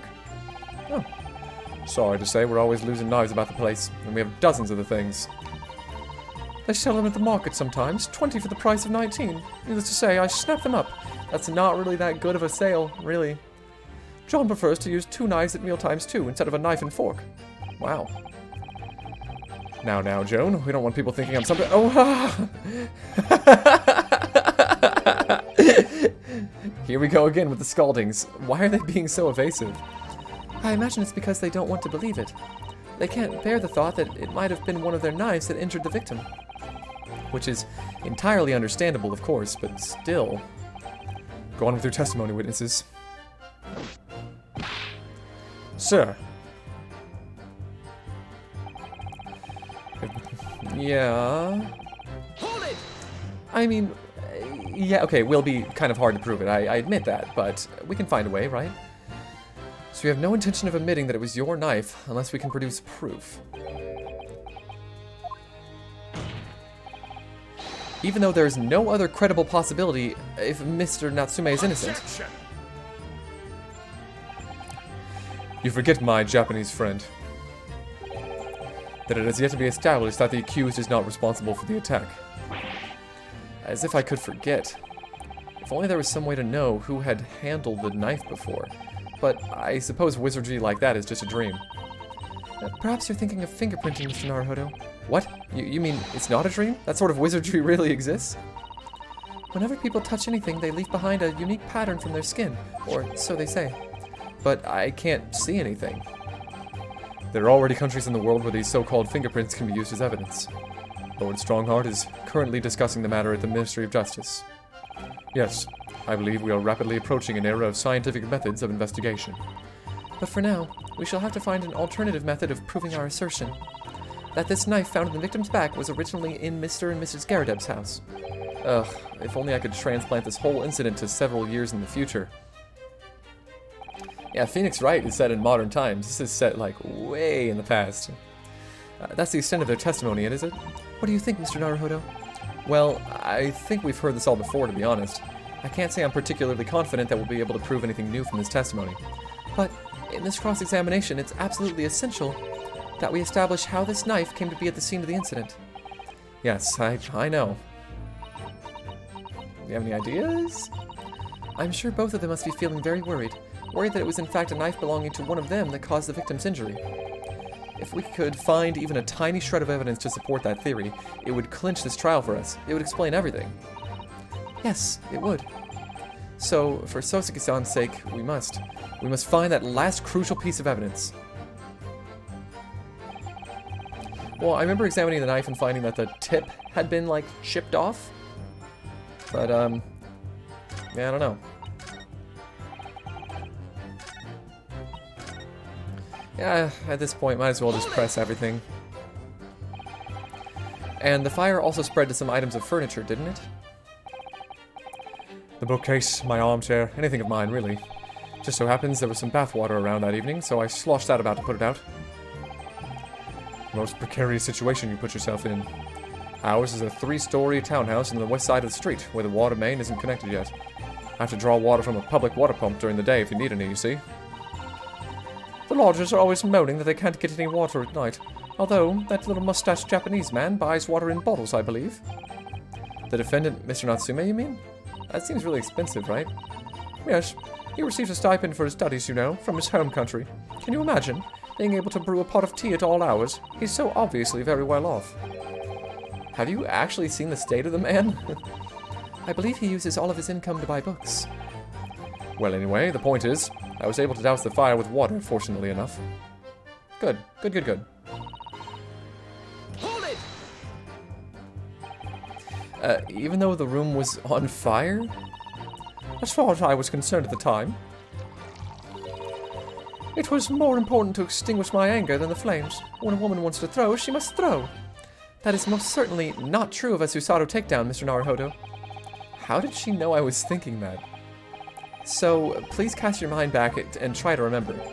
Was a knife among the items that you threw at your husband that day? In all honesty, I don't recall, but I feel I must point out that I'm no monster. Let me see. Some bread, a cabbage, garlic, a towel and a sponge, a napkin. Oh. Excuse me! Do you have something to add, sir? Mr. Garadeb. Man, don't shoot! Ah, sorry. I beg your pardon. Did your wife's remark just now bring something to mind? Nothing of any significance, no. Just that the barrage of projectiles in the old thing, launched in my direction, was somewhat more solid than she implies. Books, bricks, and the fire poker, I seem to recall. Ouch. How is not all this shit just, like, outside the apartment? Ah! Good grief, woman. We're not at home now. This is a court of law. Oh, dearie me. Ever so sorry, dear. What's she even doing with a teapot in here? Honestly, John, I would never have thrown such things at you, obviously. Well, take a look at this, then. How do you suppose that happened, Your pipe, sir? Had this thing in my hand, as usual, at the time of the onslaught. Knocked it clean out of her with one of her soft projectiles, as she did, yes. And when I went to pick the thing up, it was broken in two. I'd like to see a sponge do that sort of damage. I see. Your pipe was broken. It would never have been sent flying unless it was hit by something pretty solid. Anyway, I've managed to bandage the thing up for now. You are one to exaggerate, aren't you, dear? Okay. Yeah, of course, it's super important. The defense believes Mr. Garadeb's remarks just now to be of great significance. This war veteran's words only tell us one thing. Betray a fiery wife, and pipes as well as hearts may be broken. Sentimental wisdom, perhaps, but hardly worthy of adding to the formal testimony. Indeed. Common sense, one might say. Might one? In that case, would you at least permit us to examine the pipes, sir? Well, I don't see why not. Oh, dearie me. There you go again, trying to ingratiate yourself with a young lady. Very well. The court will accept the gentleman's pipe as evidence. The pipe has been entered into the court record. I hope I didn't speak out of turn, Mr. Naruhodo. I was just feeling rather disappointed for you that your request was turned down. Oh no, it's fine. Thanks to Susato-san, we have some new evidence to work with. We should examine it carefully. Well, thank you for that rebuttal, Mr. Garadeb. Now, if we could return to the crux of the matter. What can you tell the court about the knife used to attack the victim? Okay, so was it added to the testimony? No.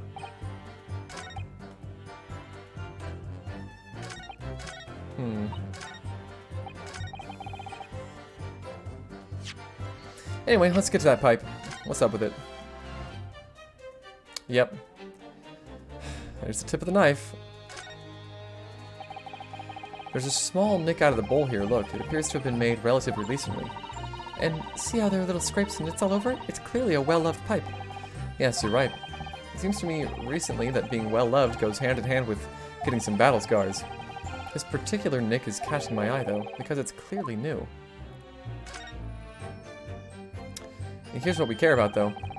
Oh, something just twinkled inside the chamber of the pipe here. Yes, I saw it. Something's stuck in there, I think. Let's turn it over and give it a shake. What's this? It's a tiny fragment of metal. It looks like the tip of a blade or something. The tip of a blade? Surely, it couldn't be.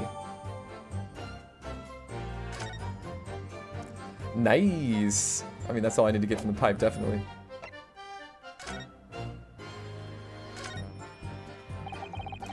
This is the tiny piece of metal we found in the chamber of Mr. Garadev's pipe. It looks like the tip of a blade or something. The tip of a blade? Is something wrong, Mr. Naruhodo? I don't really know. There's just something niggling me, but I can't quite put my finger on what it is. Perhaps in that case, it would be wise to examine some of the other pieces of evidence again. Do I need to go back to the knife?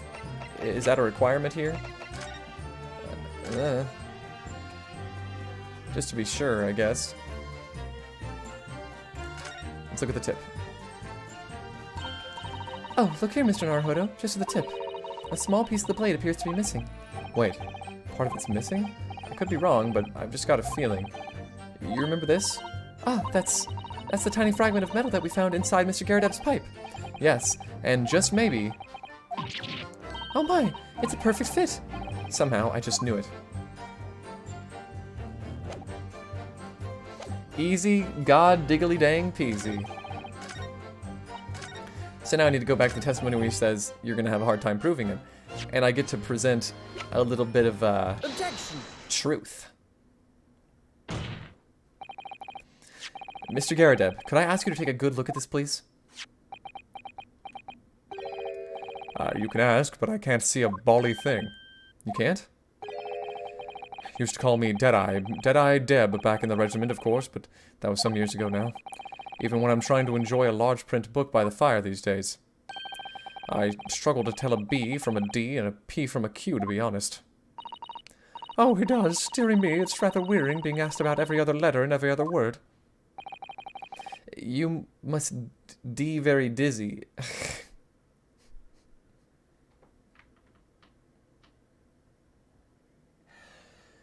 That's such a low effort joke. That's horrible. That's just awful.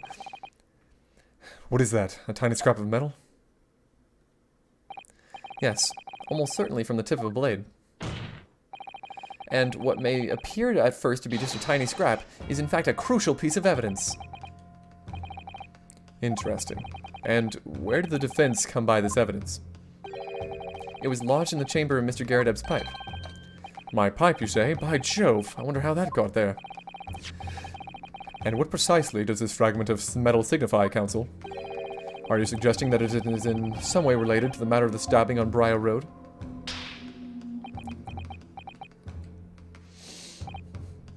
I am. What? When put together with another piece of evidence already in the court record, I believe this tiny fragment of metal will unravel the whole truth in this case, my lord. Oh my god, the back of his robe is burnt. I didn't even realize. You appear rather confident in that extraordinary statement, Counsel. Very well then. Present the pertinent evidence to the court. What evidence when paired with this fragment of metal? Bruh, like, do you even need to ask me? That's like the easiest thing in the world. This is the knife that was found in the victim's back. If you look closely, you will see that there is a small piece at the tip of the blade that is missing. A common issue with the inferior blades sold at unsavory street markets. Criminals who use them regularly leave the tips lodged in their victims' bones. And what of this particular knife? No doubt that its tips has suffered a similar fate, now languishing somewhere near the spine of the victim. No, that's not the case. The tip of this particular knife's blade is the very fragment of metal we discovered in the chamber of Mr. Garadev's pipe. Oh, that was dramatic. Good grief, Lord Van Zieks. I don't believe it. The knife from the crime scene and this fragment of metal are a perfect match. Good golly gosh! Order! Is this some sort of Eastern sorcery? How? This is no magic, my lord. This is a miracle. A miracle? So Van Zieks has figured it out, has he? Counsel, explain this extraordinary coincidence at once. Yes, my lord. The crucial point we have to ask ourselves here is when did the fragment of metal find its way inside Mr. Garadeb's pipe? Something that was clarified for us in the most recent witch's testimony. Had this thing in my hand as usual at the time of the onslaught. Knocked it clean out with one of her stuffed projectiles she did, yes. It would never have been sent flying unless it was hit by something pretty solid. Oh, dearie me. During the argument between those two that occurred just as the victim was on the pavement below, Mrs. Garadeb flung this knife at her husband. However, the knife missed Mr. Garadeb, instead striking the pipe in his hand at the time. Which caused the tip to break off, of course. Good lord! Yes, and that is when the tiny tip of the blade found its way inside Mr. Garadeb's pipe. The chances of that are 1,000,000 to 1! And yet, there's no other credible explanation for how the tip of the blade ended up in your pipe. And then, after losing its tip, the knife ricocheted off the pipe and flew out the open window. Ah. In short, this knife, which fell from the window of the Garadeb's house, is the very same knife that struck the victim in the middle of the back on the street below. Oh gosh, oh dear, oh... No! Wow. Objection! What do you have to say about this?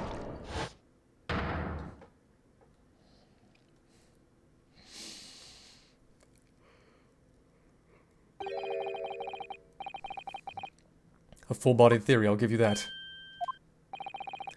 A complex bouquet of seemingly trivial points, plausibly arranged to create an almost passable vintage. Allow me to toast my learned friend's characteristically Japanese approach to bottling his argument. Sorry? But after all, it's just a fine theory. The bottle, I fear, is corked. Because you see... it's spoiled by an insurmountable inconsistency. An insurmountable... what? Lord Van Zieks, explain yourself. What is this inconsistency you claim to have identified? An inconsistency of the simplest nature, my lord. The victim was found with a knife planted in the middle of her back. I already talked about this. She bent over to pick up the book. That's... it's not even gonna be an issue. That's right, you silly little man. Now, Joan, old thing, what are you getting so excited about? Let us consider the basic facts of this case once more. The victim was walking along the pavement before being stabbed in the back and falling to the ground. If the knife that struck her had fallen from above, there's no possible way it could have planted itself in the victim's back. Gah.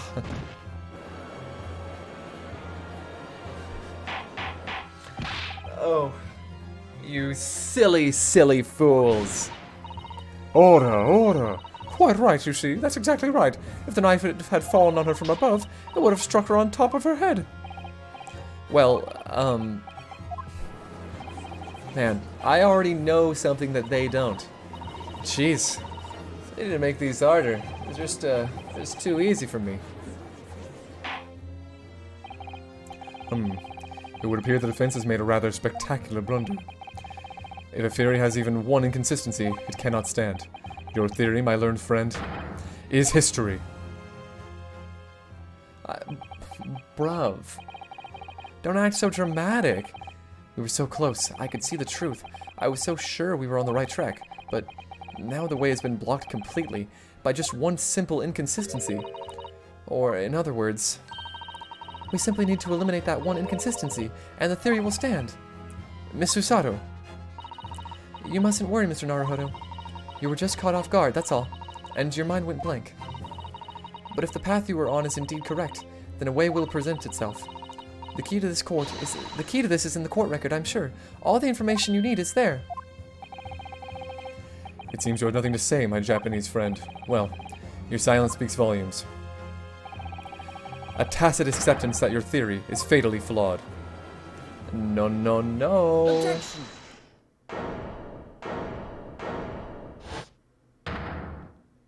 Objection in this pose? This inconsistency doesn't mean I was on the wrong track. It means that I need to sharpen my mind and dig deeper for the truth. It's a test. Yes. If the knife fell on the victim from above, there's no way that it could have hit her in the middle of her back. Under normal circumstances, that is. What are you implying, counsel? There is a piece of evidence in the court record that can explain this inconsistency. That can explain how the knife that fell from above could have pierced the victim's back. We already have the answer. Goodness! Utter madness. Surely this must be the last time. Counsel, present the evidence of which you speak. This is the last inconsistency, the final piece in the puzzle. If I can successfully make sense of this, the truth will be laid bare at last. The evidence that explains how the falling knife came lodged in the victim's back is none other than the fourth book. Take that! This, the fourth book found at the scene. This is the final piece of evidence the defense will present. The burnt book? Is that not Mr. Garredeb's book? Yes, and to understand its significance, we have to consider how it came to be at the scene in the first place. This photographic print clearly shows the book in question, and the victim holding it in her hand. But, as we all now know, it was the police constable that put the book between her fingers like that. Quite so, as part of his wholesale transplanting of the crime scene to the opposite side of the road. That's true. However, as part of his testimony, Constable Beat made an extremely enlightening statement on that point. But what made you place that book in the victim's hand? Oh, well, sir, that's because that's how I found it. When we first ran over to the scene, the victim was already holding the book. So, when I moved everything, I made sure it was still in her hand. In other words, the victim had already picked up the book of her own volition. And clearly, that must have been before she suffered the knife wound. Well, I should say so. After being attacked with a knife, I don't imagine she'd been doing much of anything. So, the question becomes, why did the victim have that book in her hand? By jingo! I think I'm beginning to see what may have happened now. Oh, dearie me.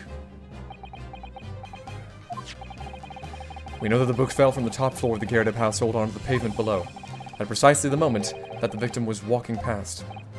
Yes, at exactly that moment, the young woman was walking along the street in the light fog, when all of a sudden, a book fell right in front of her. The book I threw? Yes, Miss Garredeb, and what do you think the woman did? What would you do if you were walking along and suddenly a book landed in front of you on the pavement? Well, I really can't imagine it, but I suppose she might have reached down and picked the book up. Yes, that is exactly what the woman in fact did. She picked up the book. Oh heavens! And when the woman reached down to pick up the fallen book, what position would her back have been in? That's right, facing the sky, completely and utterly defenseless. Then, in the very next moment, while the woman was still bent over picking up the book,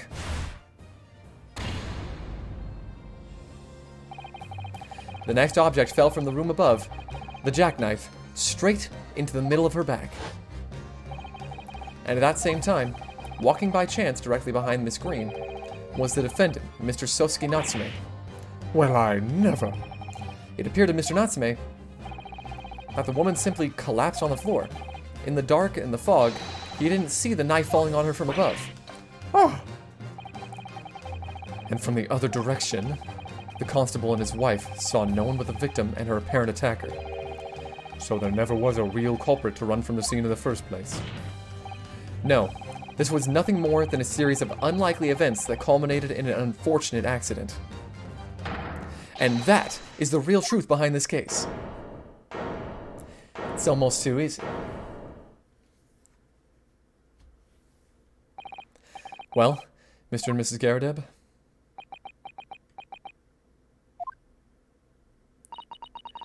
very first time you showed me that knife, I had my suspicions. I wondered if perhaps it might have been something like that. There, old bean. Poor Mrs. Garrideb. Of course, I never meant for anything of the sort to happen, but it was all my fault, wasn't it? It happens. Accidents like that. Thank goodness nobody died. I take full responsibility. I let my anger get the better of me. I threw that book, and I threw the knife as well. John, dear. It's all right, I know. I'm ever so sorry. Truly. I'm sorry!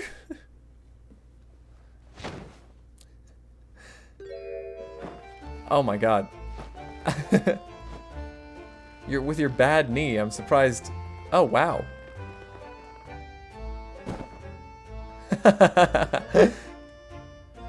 I guess there was no way for that to go otherwise.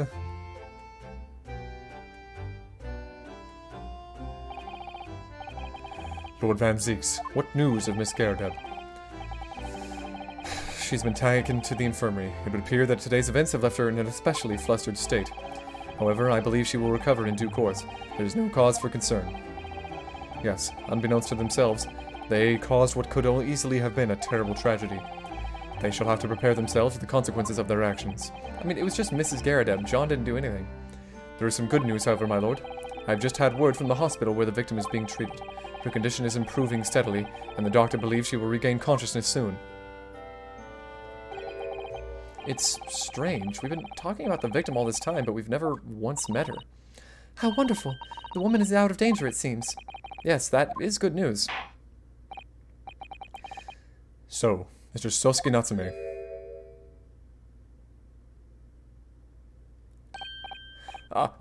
Yes.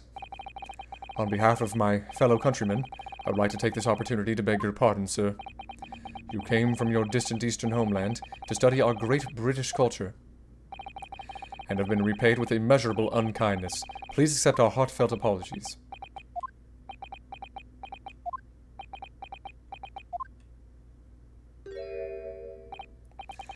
No, it is me who should be begging your pardon. Oh no, Mr. Natsume. That evening, when the young woman just collapsed on the pavement before my eyes, I jumped to the wrong conclusion again in my confusion.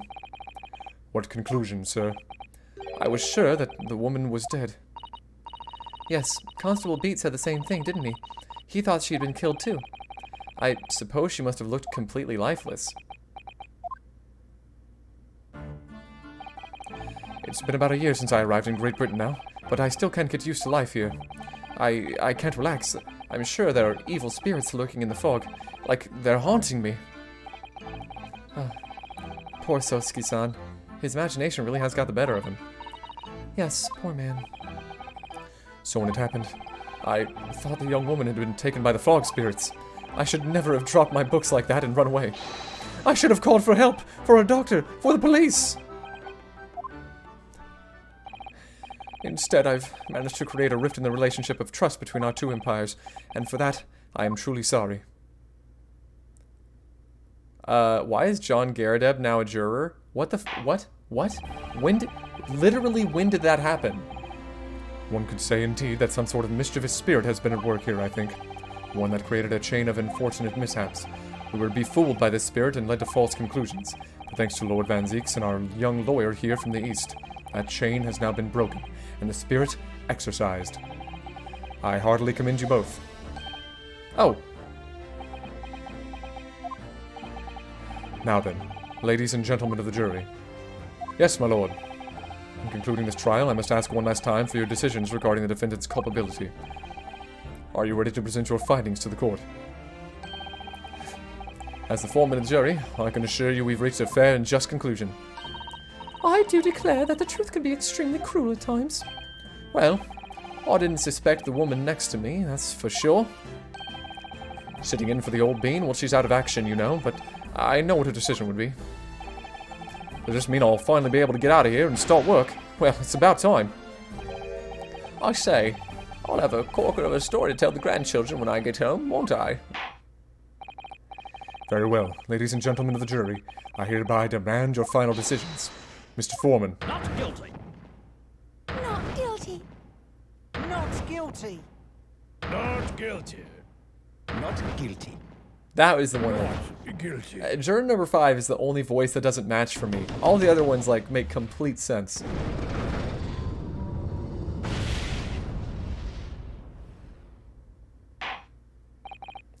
Very well. Mr. Sosuke Natsume, I hereby pronounce you not Guilty. Okay, this is weird, though. So, usually, like, the episode ends really soon after you get that non-guilty verdict. The not guilty verdict.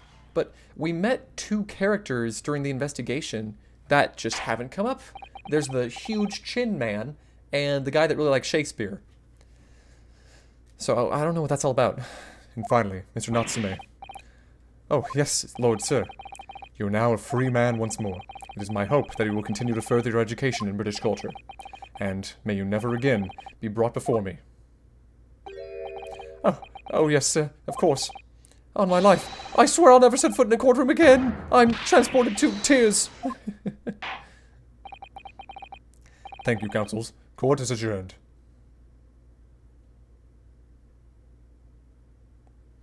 Good for me.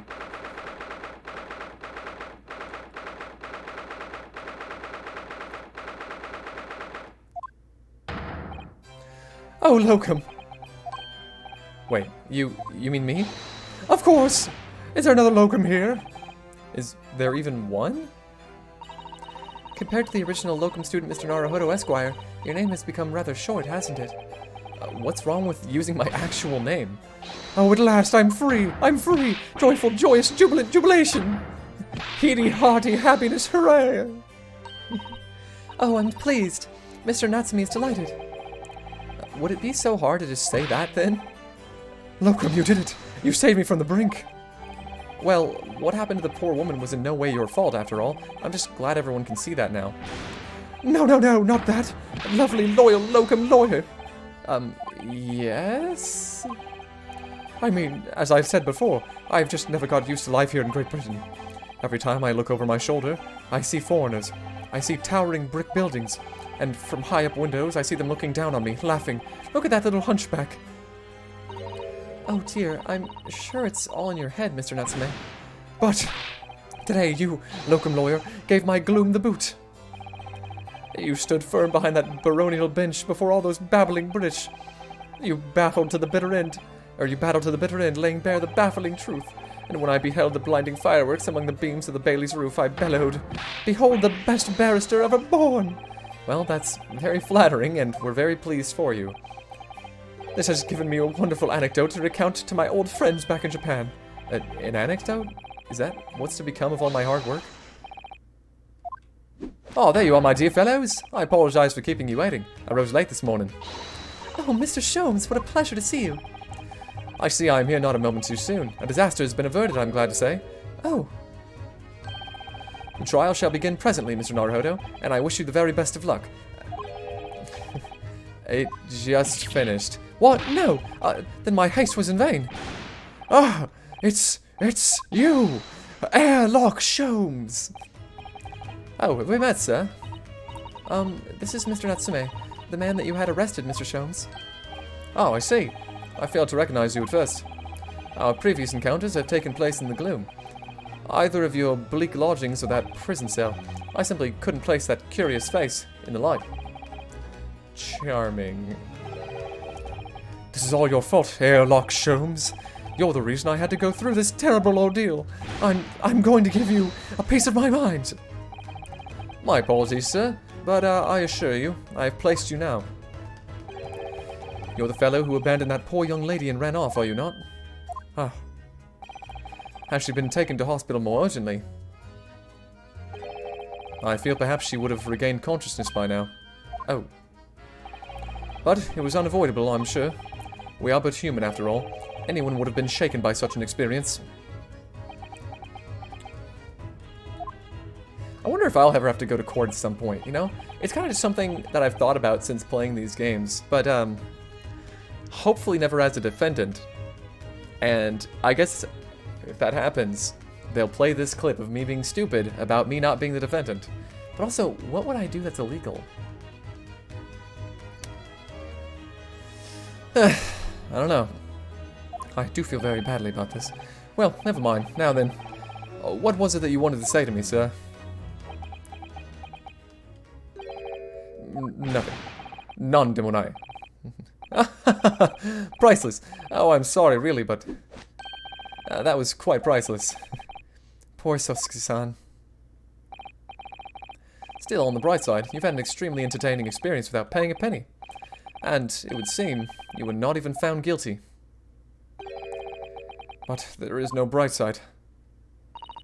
Whatever do you mean, Mr. Natsume? Even after this, I'm still cursed by the spirits and now by the Reaper. Ah, Lord Van Zeeks.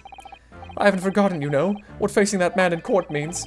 Even if you're found not guilty, you're still doomed. It will all be alright, Mr. Natsume. If the Reaper appears trying to make trouble, I will protect you. Hiya! With a perfectly executed Susato takedown. he looks freaking terrified. Much as I like being turned on my head, a bit of warning might be nice next time, Miss Susato. Oh, jeez. So, Mr. Natsume, what do you intend to do now? You mentioned something about recounting your experiences to your friends back in Japan.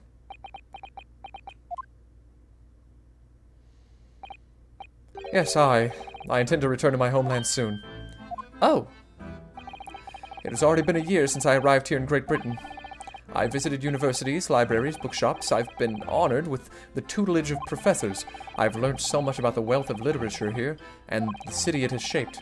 And I've come to realize that it is my calling to sail home and tell my fellow countrymen about it. That's very touching, Mr. Natsume. Or, in perhaps less veiled terms, you wish to withdraw halfway around the world and escape the terror of the Reaper's curse. That's not it at all. It's reminding me of Tales of Berseria. How Aizen has that Reaper's curse going on. The more I learn of literature, the more this strange feeling claws at my insides. I feel compelled to return to my roots and attempt to pen a work of my own. Oh, I see. A work of literature by Sasuke-san. Could be an interesting read.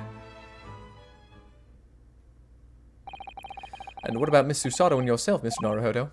Sorry? What about us? Will you return to Japan alongside your mustached compatriot? Why would we?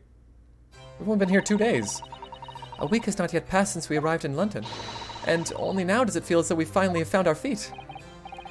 And you are accommodated in a hotel at present, are you not? That's right, but we need to find lodgings before it bankrupts us. I've calculated that we can only afford another 10 nights before our entire budget is exhausted. Well then, you could take my lodgings. Oh, the windowless room? Ah, but what it lacks in windows, it more than makes up for with a floor, a ceiling, and walls. Great. And of course, I'd be happy to leave behind the cursed evil spirit.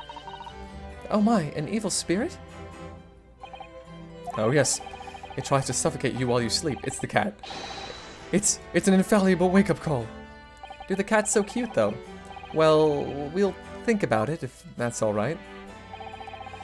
Perhaps I can offer a more welcome alternative. Would you consider taking lodgings with me? Really? Well, a vacancy has conveniently presented itself. Though it is up in the attic, I might add. Are you sure it isn't just a storage loft? I spoke with the landlady this very morning on the matter of price, and Iris is cleaning the room as we speak. You must come at once. I presume you have no luggage to speak of. Oh, this is simply wonderful. What an honor to be invited to take lodgings in the Great Detective's office's attic. I'm too overcome for words. So suggesting we look elsewhere is out then. As Usato's already made up her mind. Then it's settled.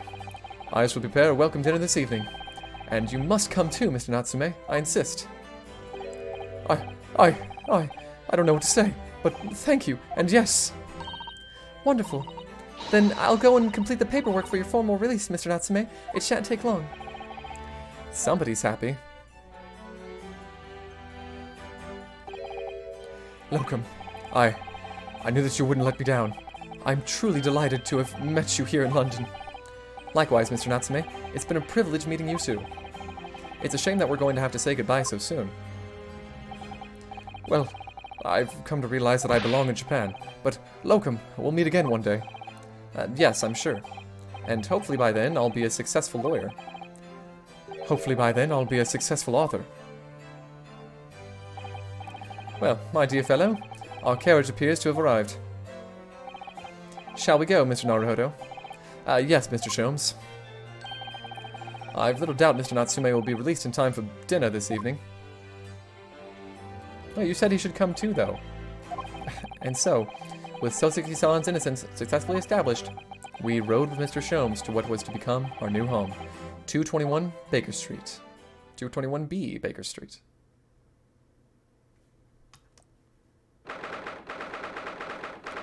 '20th of February, 4:41 p.m. The attic room.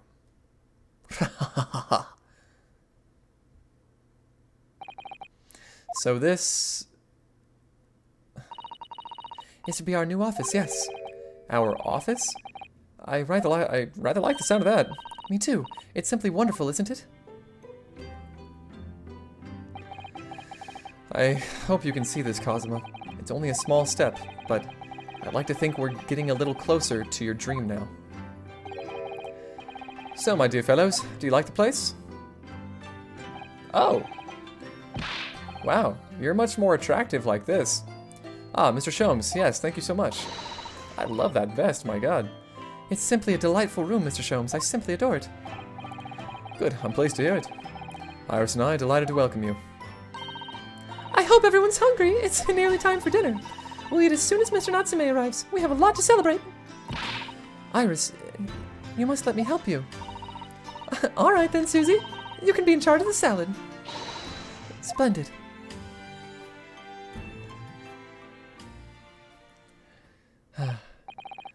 So, Mr. Naruhodo, how's it feel to have your own office in the capital? It's very exciting, actually. I can't help but wondering what adventures await us.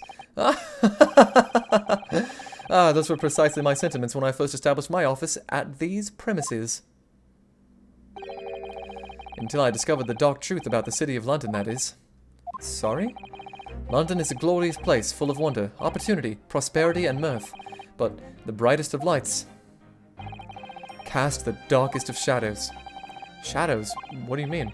Well, I believe you're well aware of the murkiness that lies behind London's facade already. So, once again, Mr. Naruhodo.